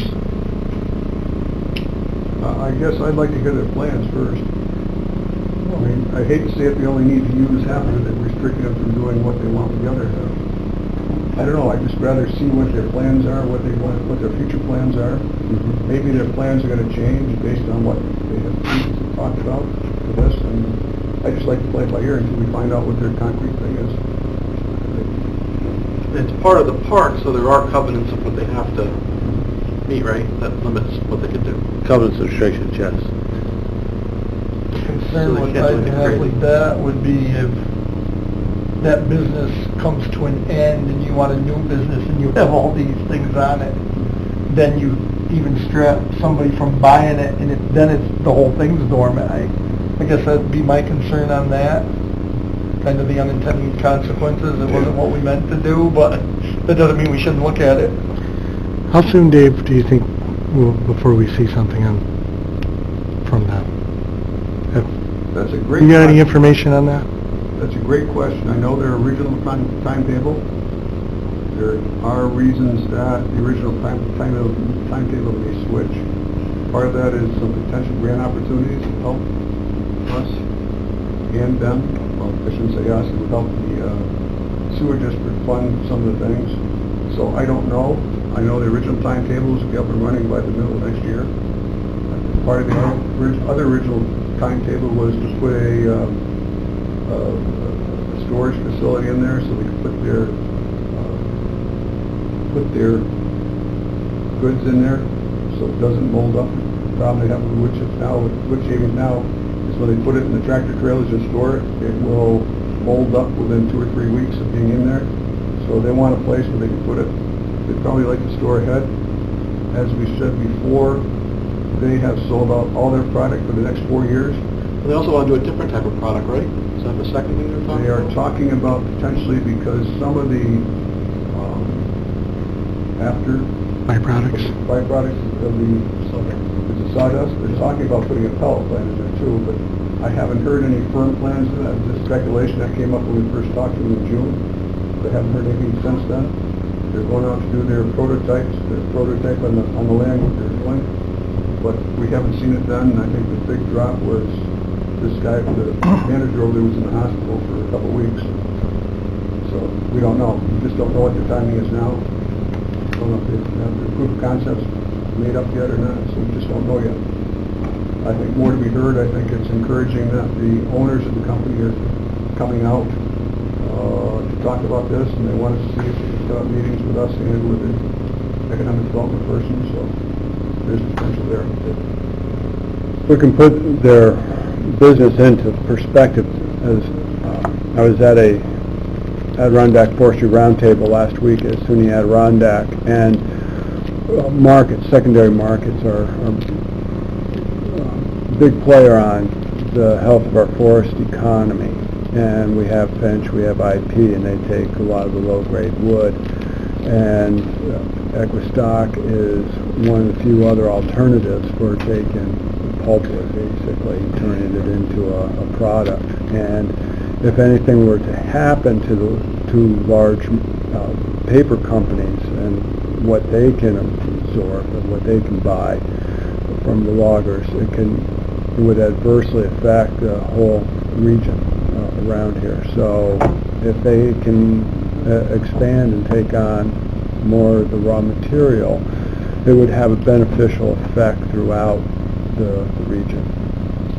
One of the benefits of taking the entire park is that their output was capped by expanding based on the acreage they had. And I'm not even sure the calculation has to do with DC's calculation, it's emissions at the property line. So they would have been capped at 65% potential reduction. By expanding, it allows them to go farther. I don't know how much further. I think it probably allows them to max out at 100% reduction if they need to. But that's part of the calculations they're looking at. You know, as they expand, it's not just more of their jobs, it's more logging jobs there too. Very cool. Are they limited by Forever Wild? Well, there's still a lot of private land ownership within the Adirondacks, and on most of those wood lots, about 1/3 of it's going to be low-grade wood coming off of it. So, and there's more supply than there is Demand at this point? pardon me? There's more supply than there is demand at this point, is that what you're saying? Yeah. More is grown than is being cut on an annual basis. Just on private woodlands and conservation easement lands.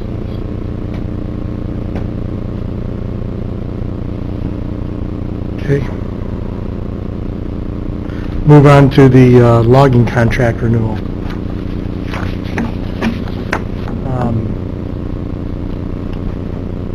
We have I don't know if anybody else has seen this, just right? Okay. from discussions in our executive board meeting, we had talked about either a bond, performance bond with our client. And I got an email from Tom Jarrett. Should take up to 4 days with a large bulldozer, which could equate up to $8,000 to $10,000. This includes time to clean up the logging site, including knocking down the slash near the entrance to make the site more presentable in a short term, removing major ruts, clearing the center line to allow access to the property. The IDA could request, say, $7,500 in cash or $10,000 in bond, as part of this, if we desire. I think you had brought up that. Yeah, it wasn't left right, so, how do we guarantee that it gets cleaned up? Right. We're trying to sell this land, and there's a lot of debris left around the header, and the land's pretty well rutted up and hard to access if you want to be built in.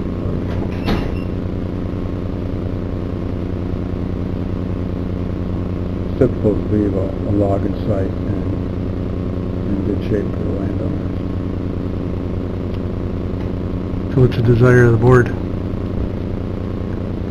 Was there any timeline put on when they were coming back? They've been wanting to get in since August to get this cleaned up. They're trying to access the other property, the adjoining property, to finish up their logging. They had stopped because of the weather conditions and also equipment problems in the spring. Trying to get back in there to get it straightened out, logging off the other adjoining properties and then clear up. The logging is not finished? Our logging is on the adjoining property, That's the right, other they were property going, I owners. didn't know. But we want our property cleaned up Yeah. and returned back to... Last time I was up there, it was in this. I guess they all do the same thing, then. They're all the same. I mean, it's tough to get them to do it. Is $7,500 enough to clean it up if they leave it a mess? That would be the other question.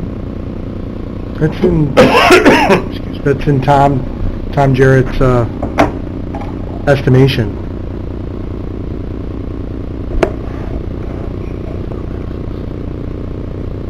Is that Bruce? I said I'm still confused. Now, Bob, didn't the original contract with us specify that they were supposed to have it cleaned up at their expense? Yeah, but they haven't done that. And they want something else from us now? They want They want to access? go access, yeah. So this is to tying in. They want access across our property, and they're saying they'll now go clean it The other up. land. So we want them to give us $7,500 until they do what they're supposed to do? Yeah. Or a $10,000 bond. That's giving them access through our Through our property property. to someone else's property. So they can log. It just prolongs them keeping it, cleaning it, or fixing it the way it is, because they're going to keep using it. Right. I mean, that's all we have to understand, but it's just a then it's just a timing thing. What is the timeline on it then, for us to close the door on that? For the access to the other? Did he say in any...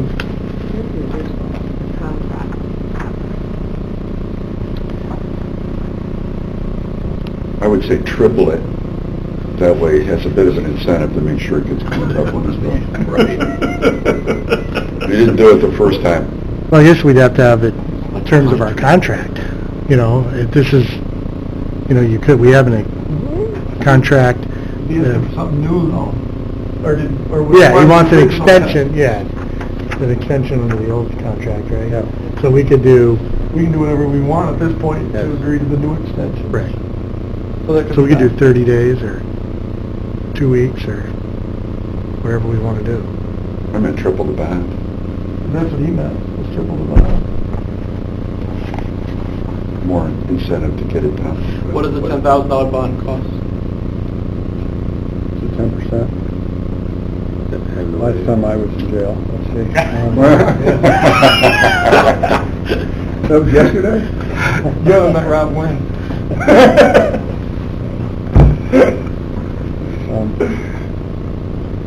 Yeah, you don't want to make it ridiculous for me. So It's not gonna get cleaned up till next spring. If they want access to go log, we're already in end of October, so we're looking into November. Weather's gonna get nasty here and wet and ruddy, and so they're gonna wait until it freezes up. So then we're looking at December for them to get in there and then do it January, February, March, and oh by golly, if it isn't wet again. And So we might not own the land, but... global warming, So what's the best option? you know, I I think the bond is think fine. about, Yeah. yeah.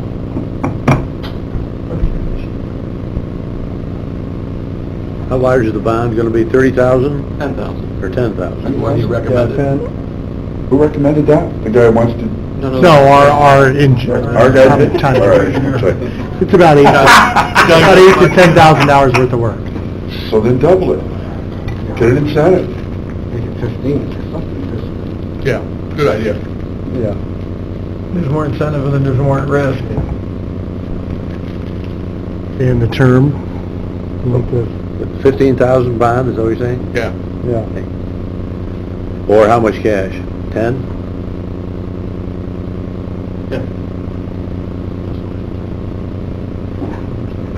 We're looking at June 30 though. The problem is, Challenge. yeah, the other problem is if you get the $10,000 in cash and you get to keep it, can you hire somebody for $10,000 to make that look the way you want it to look when you're done? Well, that's our best estimation from our engineer, Tom Yeah, but they Jarrett. haven't wrecked it yet the second time. Oh, yeah. There's still a lot of wood to move. It's going to get worse, not better. That's a good point. What's Jarrett's recommendation in cash? What's Jarrett's recommendation in cash? It's either, in cash, he had said, 7,500. I'd say 7,500 in cash, Well, or, the 15,000 for the cash. That way we'll have enough money to do it if he does double the damage. June 30th Oh, next yeah. year. That means we can't sell property until after June 30. We can sell it subject to this.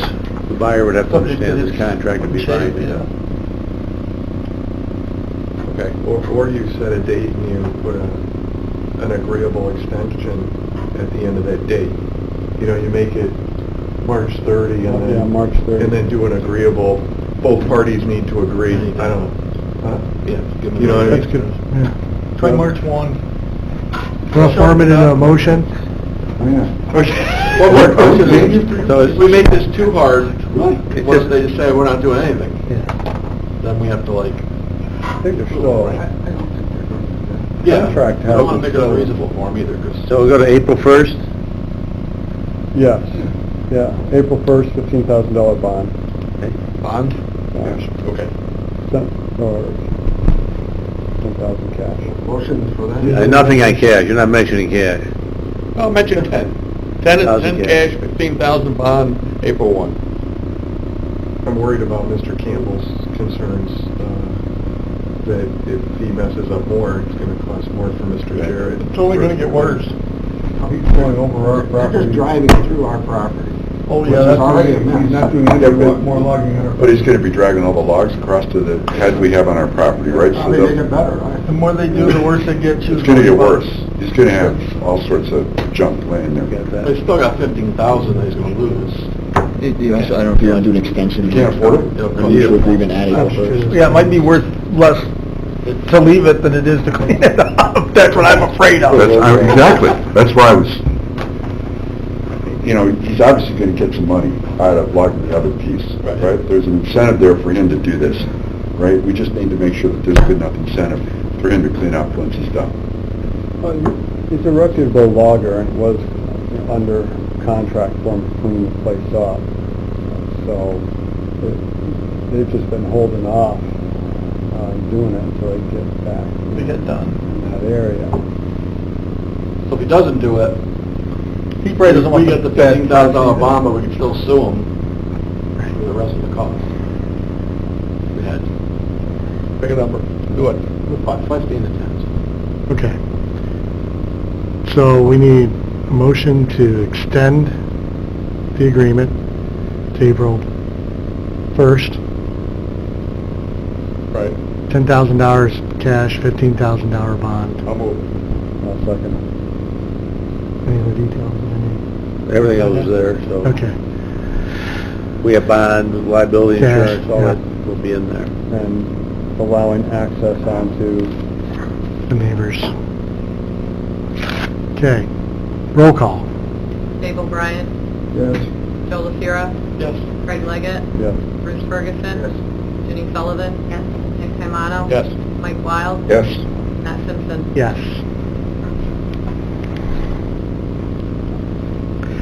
D&G Recycling.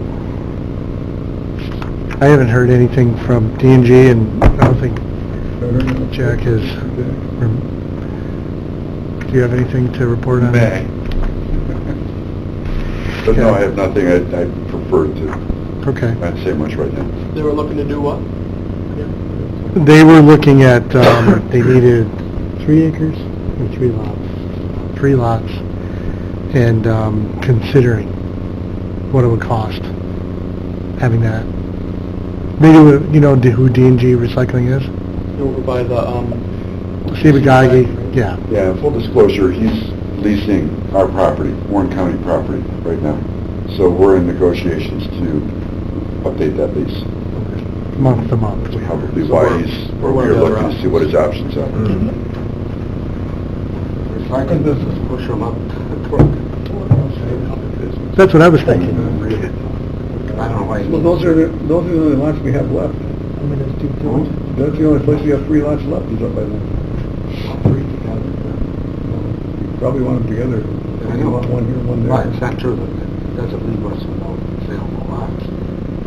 Not 3 together. There are 3 just before it goes back together. we're not in a rush until we figure out what Equistock was. Just push Equistock. That's your job. Well, it's Jack's job. Okay. He's paid for it, not me. Your job to push We don't have it in proposal anyway. All right. All right. Anything else under park business? You'll move into new business. Pilot billing update. We already did. Preliminary budget, 2019. All right, so if everybody can turn to the budget, about halfway back in your pack. Pretty much kept everything kind of the same as last year. Sale of land, we're doing 50,000, which has generally been 2 lots. Obviously, if the Equifax stuff goes, then that'll look great. If it doesn't, it won't. Same thing with project fees new. On that same page, about 2/3 down is 50,000. And again, it's all just a guess because you don't know what's going to come up. And to be honest with you, if one of those 2 projects are going to close, could flip into the next year, and that would be fine. But never mind anything new during that year. The only other thing I wanted to point out was, Tammy, you have commissions on lot sales, which is Jack's commission. Yeah. What's his percentage rate? 6%. So 50,000, wouldn't it be 50,000 times 6%? Am I thinking? No, because if you did those lots, I think if I did it correctly, it would be 8 lots. 8 lots. Oh, yeah, but we 25 want the budget to match. We're basically budgeting for a sale of land of 50,000, so we want the commission to match that. Okay. If we actually sell those lots, then we can change the budget on both pieces to agree to that. So I think we should do 50,000 times 6%. Yep.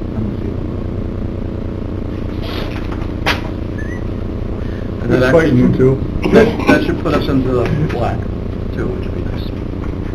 Does anybody have any questions on anything else? It's kind of the same as last year. So did you mention about the increase in the insurance? No, but you can. We Those were cheaper, received yeah. our renewals for the liability and auto insurance policies, and they were going up over 10%, close to 15% is what the amount was. And the explanation that was received from Associated Glen Falls is that it was just the market, that was the reason. It wasn't because we had any claims or anything. I do have a meeting scheduled with them for mid-November to discuss next year, but in the executive committee, the decision was made to renew our current policies because we couldn't really get a good feel for any other agents.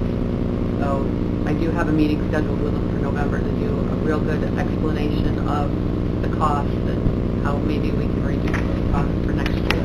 Does anybody else have a insurance background that might want to go to that meeting with her? Not really an expert on it. Oh, I can, sure. Yeah, just, it might be to have somebody else with you there. You know, it might be something where maybe we're due to go out to bid anyways on that next year. How long is it bid? A couple of years at least. Hasn't been that long, I don't think. The only way you can really keep it all straight, because they can tell you anything when you go out with a bid, besides what the real answer is. Yeah. Yeah, so I think we just didn't have enough time. I think that's probably something for next year that we should do, to start the process early enough that we've got time to make a decision. But yeah, if you don't mind, so we're doing that. That way,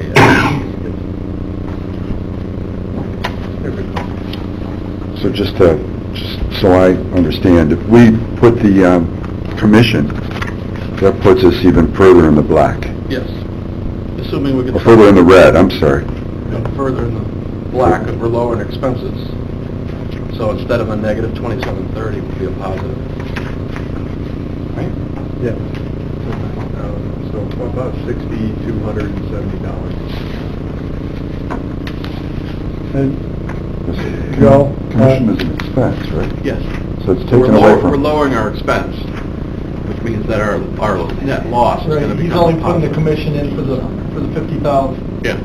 So he's lowering the cost and saying they're gonna match, and if the money comes, then you add into the budget. So you're lowering by $9,000. So the nice thing The is, delta will now be about $6,300. the nice thing is it's not a variable. So it's a fixed cost basis. I don't know what that, it's just been where's the, application. I knew where it was at. I put that Cover a there. lot of our... I was just like, okay. You got it. Final approval, Just one Mr. comment. Chairman? It is. It is not final, Oh, it's it's still a not. preliminary. Okay. No, it has to go to the counties now. Right. Oh, okay. There My you first go. budget, So we're going to vote on it with one to change. the IDA. Right. What's the change? You need to vote on it. The commission going from 12,000 to 3,000. Okay, I'll move it. 50% on the fifth. I'll second. I couldn't hear what you're saying, because there's like Making a, 5 different conversations. making a proposal to accept this with one change of the commission going from 12,000 to 3,000. Okay. I moved it, he seconded.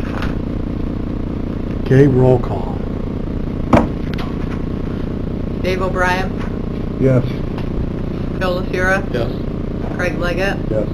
Bruce Ferguson, Ginny Sullivan, Nick Kymanum. Yes. Mike Wild, Yes. Matt Simpson. Yes. Did I understand you to say this goes back to the counties to vote on? It does, and I didn't know that.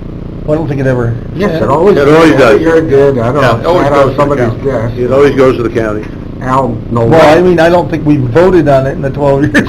You don't have to vote on it. You don't but it's- vote on it. Oh, it's we're up to you just for notified, notification. we don't have to vote on it. No, but if Okay. it's up to the chairman if he has any issues to make an issue. Very good. But That's Al what I wanted Nolet to know. complained to us that he didn't know what we were doing, and, but in fact, he should have had access to it. Probably went to you, I've never seen as it. budget officer. No, it never came to me.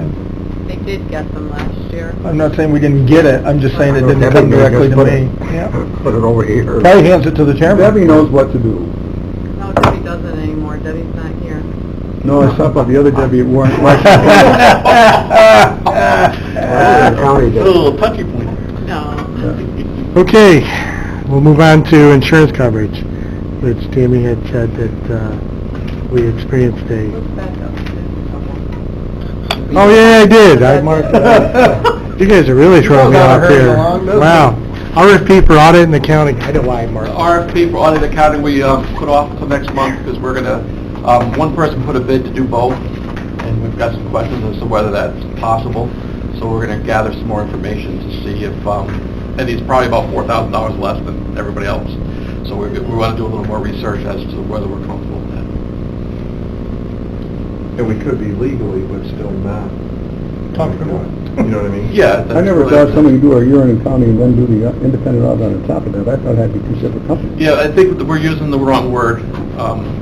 We're gonna get back into what they actually do, because we're saying accounting, which is accounting. So we got to define exactly what they're doing when we say accounting. That's just a term we're using. It's not a good term because it does make it sound like it's not independent then. But the one accountant says that he does it for the Glens Falls IDA, and he's not making managerial decisions, not booking adjustments, he's not really doing what would be considered accounting or making it not independent. So we're going to do some research to get more information on that and see if we're comfortable with that. Next case. Okay, review and approval of the yearly procurement policy. Mr. O'Brien. Yes. You provided procurement policy. We redid it back in 2017 to make sure it complied with the law. So we need to review it again, as every county has to, agency. So basically, procedures for purchase of goods under $10,000, $0 to $500, discretion of chairman or authorized designee, $500 to $3,000. Agency approved may be purchased from vendor with pre-verbal quotes. $3,000 to $10,000 upon agency approval may be purchased from vendor providing the lowest quote after receiving at least 3 written faxes. And then it goes in for public works and services. How much? We've done some of that, but under $20,000. So, you've had a chance to read it. Any more questions on it, or? Nope. Now, when it says public works or services, the public works is specific. Is services specific here? Is it public services or is it professional services? I thought I saw professional services. They're Are separate. exceptions from bidding. Include services require special education training, license to practice rather or creative in nature, blah, blah, blah. So professional services under the IDA are exempted from RFPs. I imagine they're talking about engineering services or other type of services like that.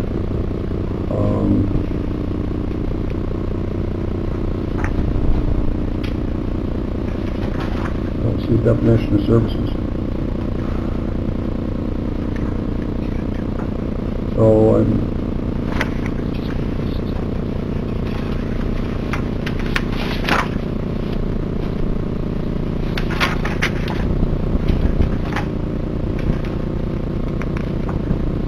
So what if it's the purchase of goods over $10,000? I go by a different standard. over $10,000, I think that's with RFP. I don't see it here.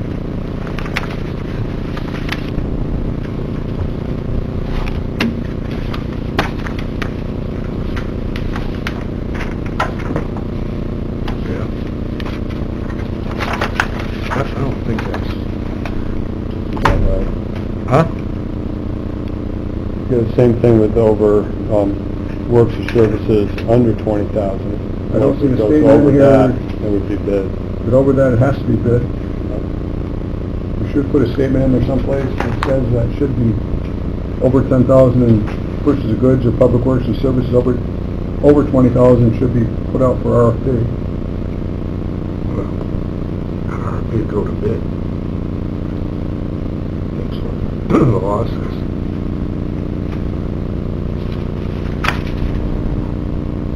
So we just have to add that as D. Add those for bidding, over 10,000 has to be bid for purchase of goods, over 20,000 has to be RFP. Public works. Over 20 should get required. I mean, I know the town laws. Over? Over 20 goes to bid. I think that's the same. That's the general municipal law, correct? Anything below that, you're just required to do whatever you can. Essentially, it's an open book to the agency to do whatever you can to get the best deal. It's at a lower level than the, but municipal law, it does say Right. 20 and you go to. Tammy, you know what you need to change with that, or do you need verbiage? I'll do it and send it to Mike for review. Terrific. Okay. Good. Bring it back next month or once it's done for approval.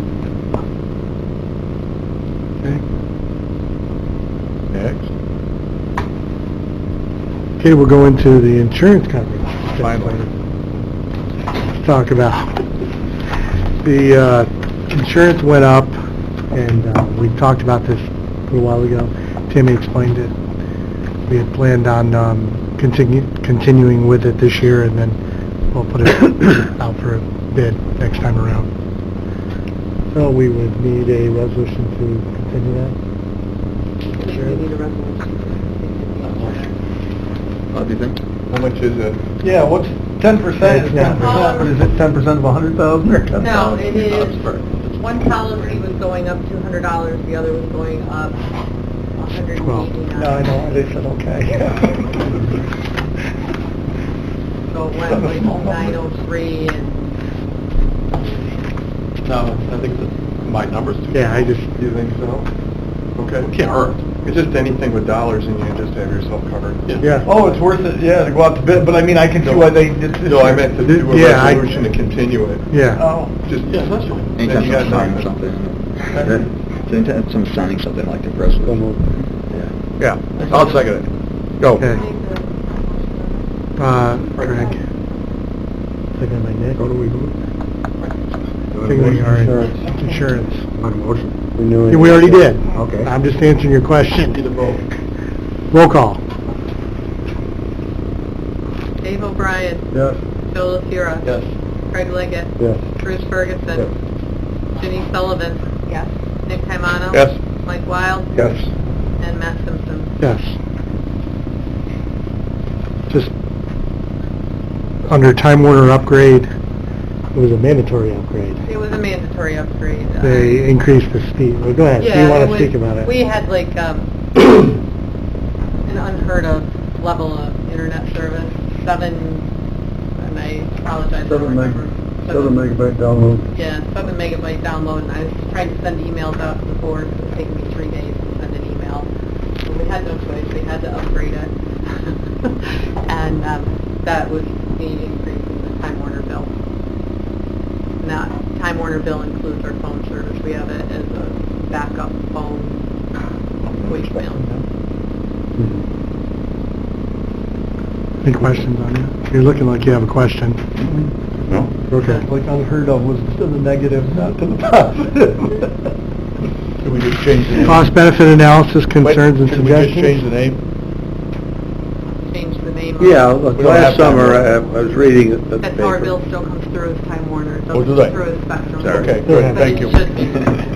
So Something they're else. behind with more than their speed. Yeah. Okay, we're going to go into the cost benefit analysis, concerns and suggestions. I'm just reading an article last summer about the amazing amount of additional occupancy tax that the county had received in 2017. It's gone way up. And it struck me that part of that was probably the new hotel in Marriott, and maybe the one at Exit 18 had opened would contribute to that. But what struck me was when we do the cost-benefit analysis, we did not take into account the occupancy tax that the county would be getting, and that's a benefit. The cost is the lost tax revenue, the way of sales tax, mortgage tax, and pilot tax. In that case, there wasn't any. But the benefit is the investment, sales tax that they, during operations, employment, and for a hotel project, it just seemed to me we should consider the occupancy tax as a bonus, as a plus. The other thing I thought, when you're doing it, it's a 10-year picture, right? Because that's typically when the pilot lasts 10 years. So the cost-benefit analysis gives you a picture of the cost during the 10-year period and the benefit during that 10-year period. But after the 10-year period, the benefits continue. But that's never factored into the cost-benefit analysis. And I just threw that out there for food for thought. But the question is, can our software Our software cannot, I checked with them, it does not. can't have the occupancy tax? No. But it's- the We benefit can do will it still be there. manually. The benefit No, will yeah, still we could still put it as a... We would have to do that manually. And Figure out somehow a way to do, if you decide to do that, but it seems like it should be considered. Guys should consider it, right? So would, At least in Warren County. Washington County doesn't have an occupancy tax, does it? yeah, We do. we just don't get much. We don't have any hotels. And what do you do with it? You guys gonna take it up in The finance? question is if you have a new hotel move in, do the old hotels lose occupancy tax on the new ones? Does it balance off? I'd just be curious to find that out. Well, Because part they're of the also- reason why we approved the Marriott was that they had certain facilities that were going to allow them to bring in bigger events. And so we actually thought that there was going to be some offshoot of occupancy to other hotels and motels at it, just like Saratoga, a cheaper version, because basically not everybody wants to pay the price to go to the Marriott, even though they might be going to an event there. So they'll go try to get a better deal from the Comfort Inn down the street. So there's going to be actually might increase occupancy tax because of them being there. I was just curious, because I think that if they saw the spike, that new person looking at the occupancy tax found out that it was just earlier reporting.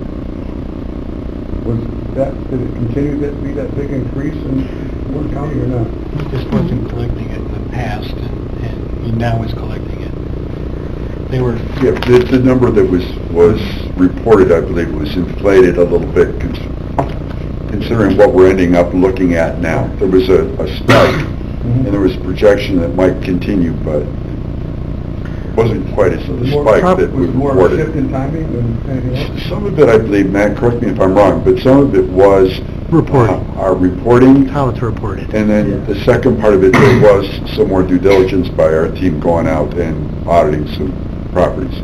But I would hesitate to account occupancy tax the same way I would account something like sales tax. Because sales tax drops to a certain line in the budget where you could do just about anything with, but occ tax is specifically for tourism, supposedly tourism-related things, and the return on that is not necessarily a one-to-one kind of return. It would be different, but going back to what he said, you will attract more at a venue because now there'll be more rooms near that venue. So it won't be one-to-one, but it should be significant. You know, there's a discussion in our tourism department and the CVB about capacity. So as you add more capacity, are you really starting to pull more people into the area, or are you pulling away from some other properties that, right? Yeah, no, So, you know, it's not an easy... But I think you're looking at chasing balloons in the wind. For us. A way to look at it. Yeah. One of the things you could use, though, That's very polite. is the room nights, because we track room nights, and if you see a trend, I mean, it's hard to put into an application, but, as an overall evaluation of if you're doing these hotels and you see a trend that's in the positive direction, maybe that's Overall. connected. You've got to look overall. You can't just look at one property. Well, it's got to be a percentage, that doesn't, I mean, as a percentage of available, how many rooms we actually, the inventory. Wasn't part of the reason they did it Exit 18 was they're going to draw from Saratoga because... Yeah, you can't underestimate that, because that's a I don't know. That's a Saratoga was big almost number.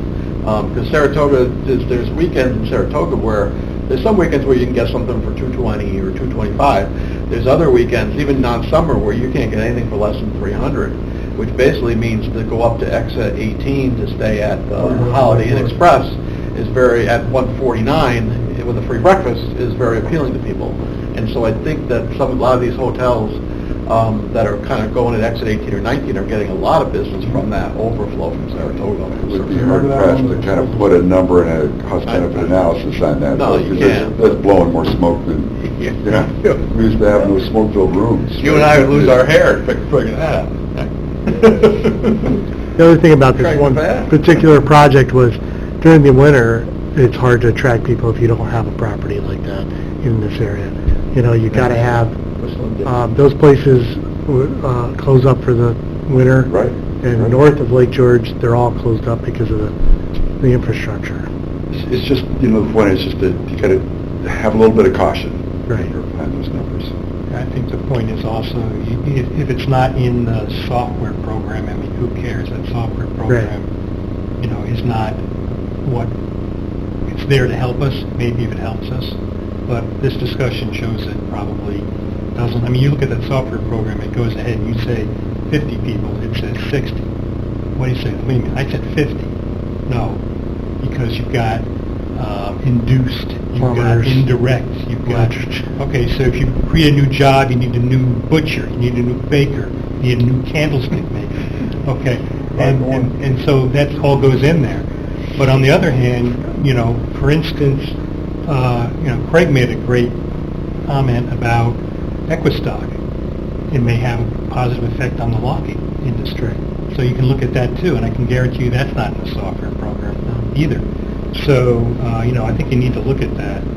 Another great example, one that has gotten me upset in the past, is it says that we have 600 more doctors or people here at Glens Falls Hospital, when really all they did was they went ahead and they were being on their own, and now they're being billed by Glens Falls. I mean, it's still the same. It's no different, same No, people. but if you look at the LDC's output to Paris, it says there's 600 more jobs.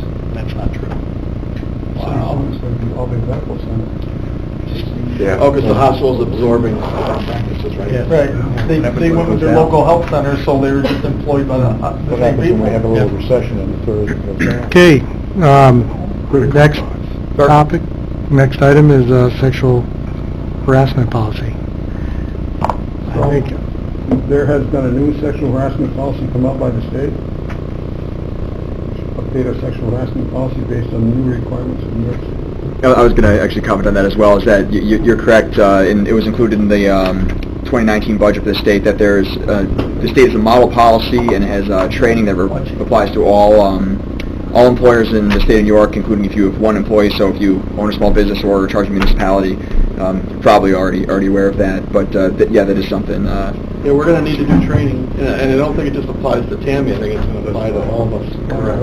Applies to who? It doesn't just apply to our, we have to do Why training. you? My employee Even though is we my only have wife. one employee, but it's also... Good question. Our board. I don't want to give you legal advice, but I don't know. okay, we've got like 4 different, excuse me, hold on. Mr. Biddle.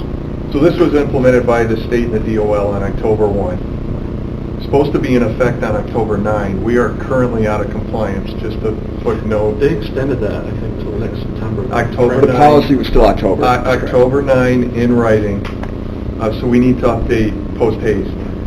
The awesome organization called the Adirondack Regional Chambers of Commerce worked with the Department of Labor and the Governor's Office to extend the training to October 9th of 2019. It was December 31st, 2018, which would have been unreasonable. It does say in the statute also not just paid employees, but volunteers. Interns, that would be Mr. Campbell, and the balance. And if you are trained at your own job, like Glens Falls National Bank is, it doesn't matter, because this policy, we can't go on the notion that the Glens Falls National Bank, even though I would, has a right and proper sexual harassment policy. It also includes vendors if they're spending time at your location, so, like Glens Falls National, the cleaning people, the people like that are there on a regular basis, would also have to be trained by Glens Falls National. So Mike, all of your people who might be trained in their own businesses, when they come on to volunteer for one of your boards, they got to be part of that too? Yes, and it's not a requirement to get a signed acknowledgement, but I required all of our staff and our board of directors to sign off on the sexual harassment policy. And I will train all staff members and every volunteer board member by October 9 of next year. You personally? No. There's different options on that. We actually had hired Gail Hamill to update the procedure, to update the policy, and then we're going to actually interact with Stored Tech, which has a computer program to be able to do that. And you have to have somebody present there on the other end to answer questions. So what are we going to do? Wow. So since it came out in the budget, was there a line item? Was there a number? I'm not sure how the governor did it. I don't know. Neither is he. You expect stuff in the budget that It comes does out not should come out not, of the should New be York about State dollars, budget. not be It's coming about... out of everybody Yeah. else's high. Usually the number. Well, one thing, we're getting a little loose where it's getting really hard for me to follow as chair, so we gotta have people, we gotta have one conversation, please raise your hand, and let me call on you, because it's just getting really difficult. Thanks. Craig? Thank you. I'm it's just gotten loose here today. The town of Chester adopted a policy, we just took it off the website from the state, changed the names to protect the innocent there, that's town of Chester versus state of New York, seems to be pretty simple. I think we can probably do that for this organization as well, and that's an acceptable policy. We can bring it up for review and adopt at our next month's meeting. And then I guess setting timetable on training, talking to Human Services here at the county, they're trying to do an online version of it and have get vendor so that can provide that. So we may have access to the training as well if we talk nicely. Thank you. Sounds good. Right. In our county, we actually send out the safety officer. He does it regionally. So anybody from the school, from the towns do it. They can all go. It works. If everybody's doing it, it could be a good event for the IDA. Look, big tent, barbecue, some sexual harassment training. Barbecue comes with our salaries. Guess we better not have beer tasting then. Okay. Place to start. And I'd like an opinion from the good folks at FMPF. If you read the law verbatim, as I've read the law verbatim, it actually extends past work hours. Just to let you know that this is not just if we're in this meeting, but it's as a representative of this group, off hours. Really? You can't sexually harass at any point. At any point. I don't know. I'd have to give it a read, looking for that in context, but in what I read, I didn't see that it didn't say that, so I'd want to confirm Right. that language. Right, if you'd be so kind just to see, that's how I read it, and have been very upfront with the staff. Mike thinks a lot about this in our town. We're saying everybody gets a check from the town of Salem, has to attend this training, which just got canceled by Mr. Slezio for some reason. But planning board members don't. They don't get a check from us. In your opinion? It says volunteers. It's in the law. You might want to ask the esteemed Esquires here, but that's how I read it. It said volunteer on several pages, and says it again. They're appointed, they don't necessarily volunteer. Oh, no, that's a volunteer. Bruce, they would definitely. Yeah. They would definitely be part of it. Yeah. Okay. Okay. Anything else before Hunter? I'm sorry, did we decide something with that? Yes, he's gonna, I'll have a draft to the chairman tomorrow, and I think if that works with everyone, that could be something to vote on at the next And meeting. we're going to have training. we're gonna have to have training. Okay, We've got time for that. Got time for that. good. It's more expensive.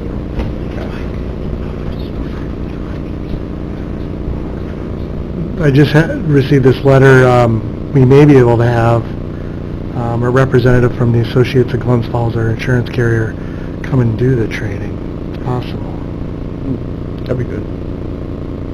Chairman, I missed what you said. I apologize. I'm trying to read this letter and speak about it. We may be able to have drawn our insurance company, Associates of Glens Falls, for help with this training requirement. I received that letter as well. Is it free? I can't recall. It doesn't say. Probably not. Or point of contact, or... There's a lot of third-party vendors that are getting into that right now that are, so it might be something to Part of it. Here, sweeten up your attic. Okay, IDA education. Oh, sure. This is our educational moment. I'll try to go quick. Please don't. So, to put this together, I kind of looked at, based on what the ABO seemed to have been looking at, I took a hard look at the policies and procedures as they currently exist and how the board is supposed to address applications as they come in. Broadly, start from the beginning, kind of where I began these talks a few months ago. Again, pursuant to Section 858 of the GML and Section 3 of the policies and procedures of this agency, the purposes of the agency are, and this is a mouthful, to promote, develop, encourage, and assist in the acquiring, constructing, reconstructing, improving, maintaining, equipping, and furnishing industrial, manufacturing, warehousing, commercial, research, and recreational facilities, including industrial pollution control facilities, educational or cultural facilities, railroad facilities, horse racing facilities, and continuing care retirement communities, and thereby advance the job opportunities, health, general prosperity, and economic welfare of the counties of Warren and Washington and the residents thereof, and to improve their recreational opportunities, prosperity, and standard of living. That's the purpose of this agency.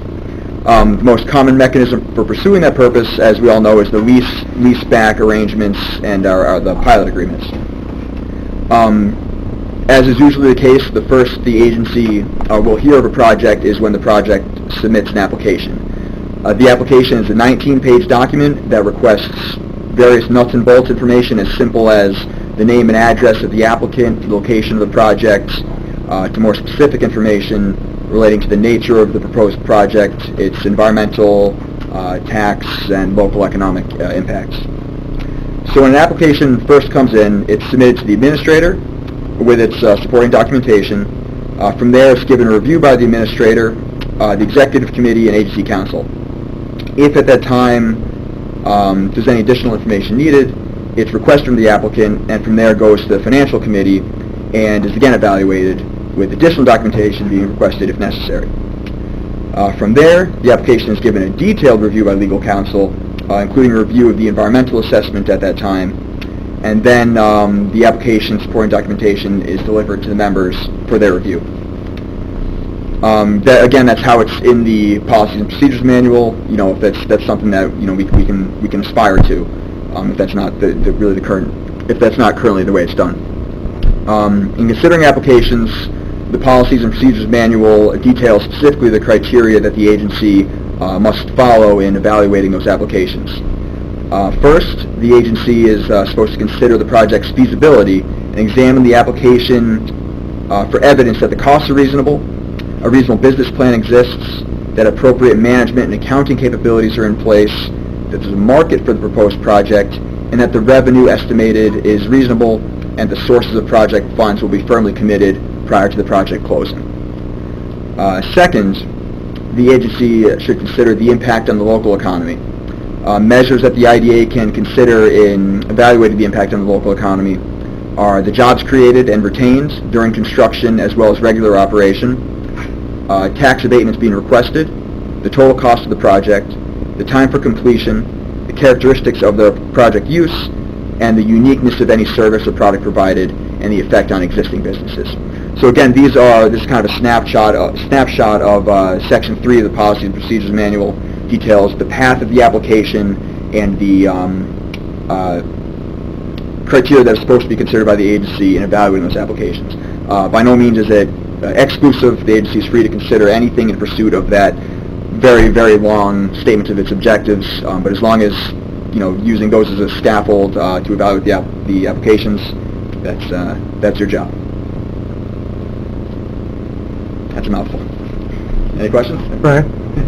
To the earlier comment about moving to the 21st century or whatever with all this, is there more than the two major things you've mentioned? Is there something else we can do that's of that magnitude, or is everything of far lesser magnitude? What are the two things? What do you mean, like? You mentioned the first two, the pilots and the... the lease back Yeah. and pilots. Those are pretty much go in conjunction. The tax-free bonding is really the other option. I'm not sure really what else. That's pretty much our two weapons in our wheelhouse. Yep. So yeah, I mean, until the state gives the IDAs more powers, that's pretty much what the tools in the toolbox. When you look at that, in the past, maybe you get a manufacturing company like Collinsworth and Bose or something, build a factory, you give them. Now we're very much a service oriented. Everything's done. Manufacturing's done in China, so in China. You wonder now when we give these benefits, they're really going to the developer. A lot of these things. I mean, you saw Tribune Media, BBL Tribune. I mean, it went to the developer, kind of like. And these are the things I think that need to be looked at, and in particular, if we can help service organizations somehow. I'm not exactly sure how. Yeah, I think those are all things that can be considered. It's the IDA's power is very broad. It has a lot of things it can consider, and its scope is very broad. So really, it's up to the members to target that. Play with those factors and see what direction the board wants to take with the various applications. I do think the board should take a look at the tax abatement policy. It was adopted over 20 years ago, and it should be looked at closely. Maybe a committee should be appointed and look at what other counties are doing and update it, because it's 20 years old, and I think it needs a good looking at. Bob, that's the 50%, 10. The whole tax abatement policy goes over, a lot of things you're going to consider here. But what companies are going to get 100% tax abatement for 5 years and 50%? What ones are going to get 50%? What are the criteria to get those? That's a tax abatement policy needs to be adopted by this agency. You read through the one from 20 years ago, a lot of gray areas, and I think under today's world, it needs to be upgraded. Sure. Thanks. In regards to that, though, in essence, we are competing with other counties to try to get these businesses. Not supposed to. But in reality, we do, right? So I wonder if we tighten up that policy, whether it kind of limits our creativity, so to speak. Well, I'm just suggesting you better look at it. Sure, Brian. We are competing against other IDAs who go farther with their length of time than we do. We have not done really more than a 10-year pilot. There are counties doing 15 and 20-year pilots. So, again, there was one that I'm thinking of was a neighboring county down in Saratoga who did for the Global Foundries down there. They did like 20 years. And there were some other sweet things in it, which is one thing, one of the people in Warren County is trying to model after that and come to us with that. And I don't think it works for us like it did for them, because the scope is much different, but we are going against that, and we'll see what happens, especially if we have a new industrial park in this area. Mr. Biddle? I was just going to say, with Mr. Morris's suggestion at looking at it was more so, I was looking at it as an opportunity to expand it, not contract it, and to be more competitive against others. The other point is, realistically, we have to evaluate every business that comes and asks for a pilot. We at least have to investigate whether it fits our criteria, and how do we reach out to organizations and say, hey, we have pilots, come see us. If that sector is not coming to us, what do we do? How do we get that? We may not be able to see those. I don't know the reasons why, but part may be because of competition. In other counties provides better benefits or not. I also do think that we need to take a harder look at the pilot group, sales tax abatement, to see whether or not they could afford to do it with or without. But again, the point is, we're competing against other counties, whether or not we want to say that or not. And I'd hate to see a big potential employer trying to come in here and it just doesn't fit our terms, because Saratoga County and other county law is a lot better. Are you volunteering to chair that committee?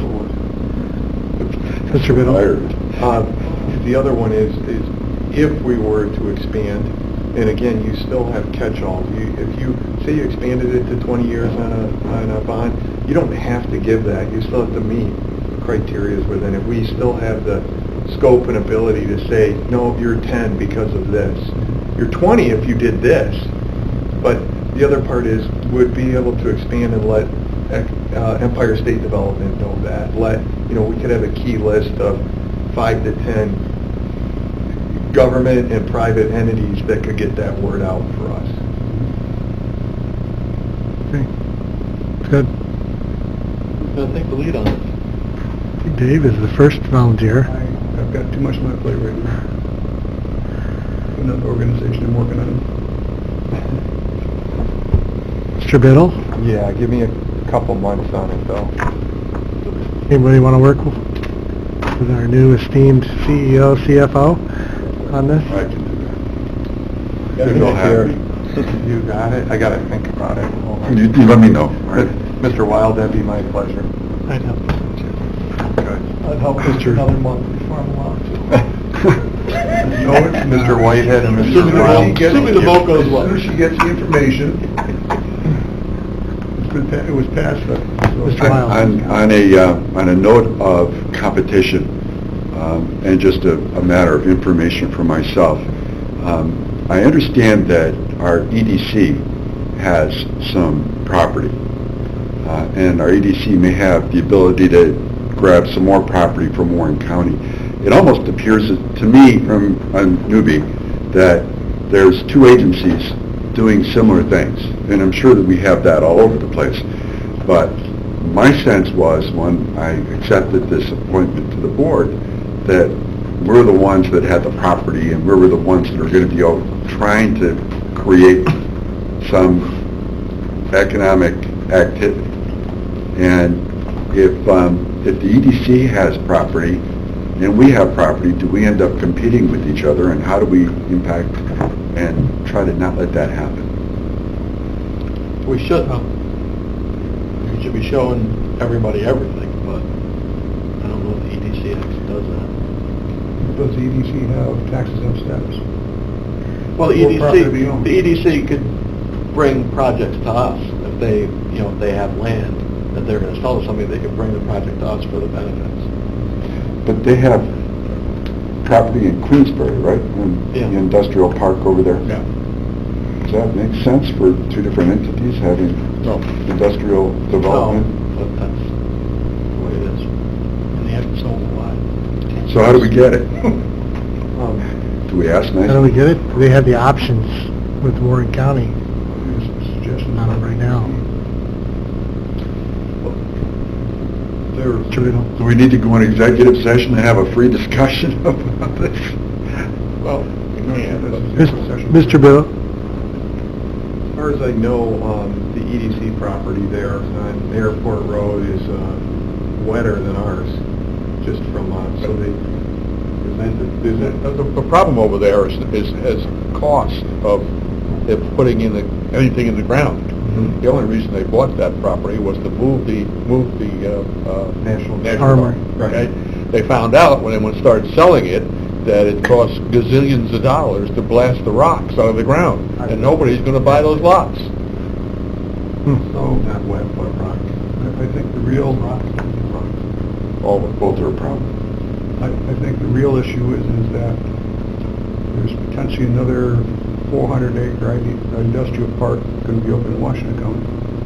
That would be more of a concern to me than what we have here. I don't think they have or will have tax exempt status, and they certainly would have to come to us for pilots. But that's a flag right there. Who's doing that? They will have to do a dewatering facility over there.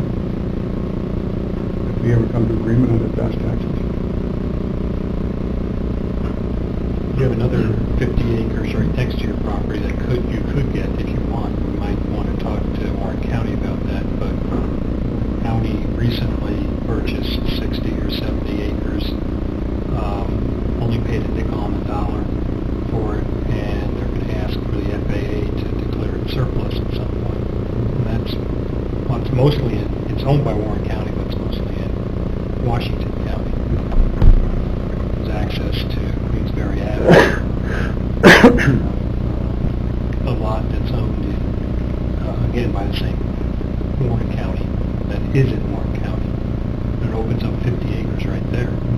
I told the chairman of the board that I expected to be able to secure that for 5 cents on the dollar.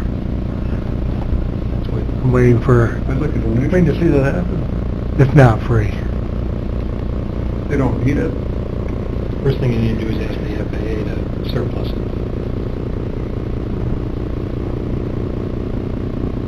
I'm not sure I got my question answered. I don't even remember the question. Well, It had to do with the... I'm gonna have to, I'll have to now, I might have to recuse myself from it, because I've been appointed to the EDC board. So if I... So you're part of the problem. I just got appointed, I don't know, I haven't done anything. I've only been to So he's 3 meetings. So he's in conflict. So I don't know. And I apologize, guys, I'm new, but it just seems like there's duplicative effort, and we should be all pushing in the same direction instead of sometimes inherently, naturally competing with one another. So you may not be the problem, you may be the solution, since If you're we on can. both boards. I think he's got a conflict, you know. Conflict of interest. It might not be a conflict, it might bring everything here. Yeah, it might, you know, because I'm, over the years, I've always felt that the Economic Development Corp didn't always bring people out to see our lots, only worried about their own. And there were times where you felt like that you were competing with them instead of, to me, it's, as long as it comes here, who cares who gets it? And why would you not show everybody everything that you have to offer? But I haven't always felt that they've done that. And part of it's the pressure to not make money, but offset what the county's given for funding. So that definitely, so I think it'd be good if you're on that, because maybe it'll help back and forth. Okay. So you'll recuse yourself. Do you want me to tell him that you want the lot? As you go on. Well, I think we heard we don't know if we really want those lots. But just because of the wetland status, it may not be a conflict unless it's really one. We'll have more discussions. Maybe we need to have a discussion with the EDC. How's that? Thank you. Okay, anything else before the IDA? Motion to adjourn? All in favor? Carried. Proud. Yeah, CDC. Wow. Where do you live? We're gonna pack up my stuff. You and I can leave anytime we want. Come over them there. Oh, okay. I've got my own car. I'm in I think I have. I'll keep my mouth shut. Bank. Just you, I volunteer. I gotta find my... I raised my hand.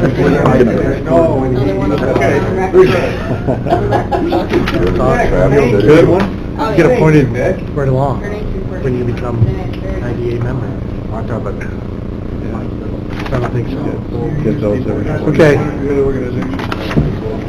Call the Warren County Civic Development Corporation. Oh, we have another. Oh. Travis, we're not done. Huh? You are? No? Who does? Hopefully this week, Is this guy's CEO, CFO, whatever role? We have to appoint him here, but I need to open the meeting. Go ahead. Yeah, call the meeting to order. The Warren County CDC. First thing will be roll call. We gotta confirm attendance because Dave O'Brien, Travis. Joe LaFura, Yep. Craig Leggett, Bruce Ferguson, Ginny Sullivan, Nick Camano, Yes. Mike Wild, Yes. Matt Simpson. Yes. Okay, need approval of the minutes of the last board meeting, August 13th. Second. All those in favor? Aye. Oh, there was a quorum. I needed to clear up before, do that. I needed to declare that. Sorry about that, Jim. Need to declare that we have established a quorum here. Okay, now we have a motion and a second on the approval of the minutes of the last board meeting. All those in favor? Aye. Opposed? Carried. Okay, payments reimbursed by developer. The Adirondack Housing Association, we received $2,000. What is that? That was legal fees. Who is the Adirondack Housing Association? The Adirondack. Okay, new business, preliminary budget 2019. Yep. Turn to the budget. Pages in. No big changes. We're kind of keeping everything the same. You don't know when these projects kind of few and far between. So you don't know if you're going to have a project, so we just go with the 23,000. We leave money, we transfer most of the money over to the IDA that we make in this CDC. But we keep enough money in there to cover us for 3 or 4 years of the overhead expenses. So if nothing happens, we're really only going to have the expense lines, accounting fees and the insurance and the miscellaneous. So it basically costs us a couple $1,000s to operate each year. Move it. Second. Second. Roll call. Yes. Yes. Yes. Dave O'Brien. Yes. Joe LaCira. Craig Leggett. Yes. Bruce Ferguson. Ginny Sullivan. Nick Caimano. Yes. Mike Wild. Yes. Matt Simpson. Yes. Okay, transfer of funds from CDC to IDA. Joe? Got to know what we're... $45,000. Okay. Really what we made in 60. We're moving over. We're kind of just a little late doing it. That's right. Roll call. Dave O'Brien. Joe LaCira. Yes. Craig Leggett. Yes. Bruce Ferguson. Ginny Sullivan. Nick Caimano. Yes. Mike Wild. Yes. Matt Simpson. Yes. RFP for year-end accounting and audit services. Same as the other one. It's off a month until we get some more information. Okay. Procurement policy. We want to make the change. Okay, the sexual harassment policy, our attorneys are going to follow up with a draft, and we'll move forward with that. Anything else before the CDC? We got to appoint the CFO. I'll move it. Do we have a second? Second. You want me to step out of the room? Roll Yes. call. Pretty common. Roll call. Too late now, you're in it. Dave O'Brien. Yes. Joe LaCira. Yes. Craig Leggett. Yes. Bruce Ferguson. Ginny Sullivan. Nick Caimano. Yes. Mike Wild. Yes. Matt Simpson. Yes. I'm going to change my vote now. Under duress. Now you have 2 things for your recipe. Motion to adjourn? Yes. Second. All in favor? Okay.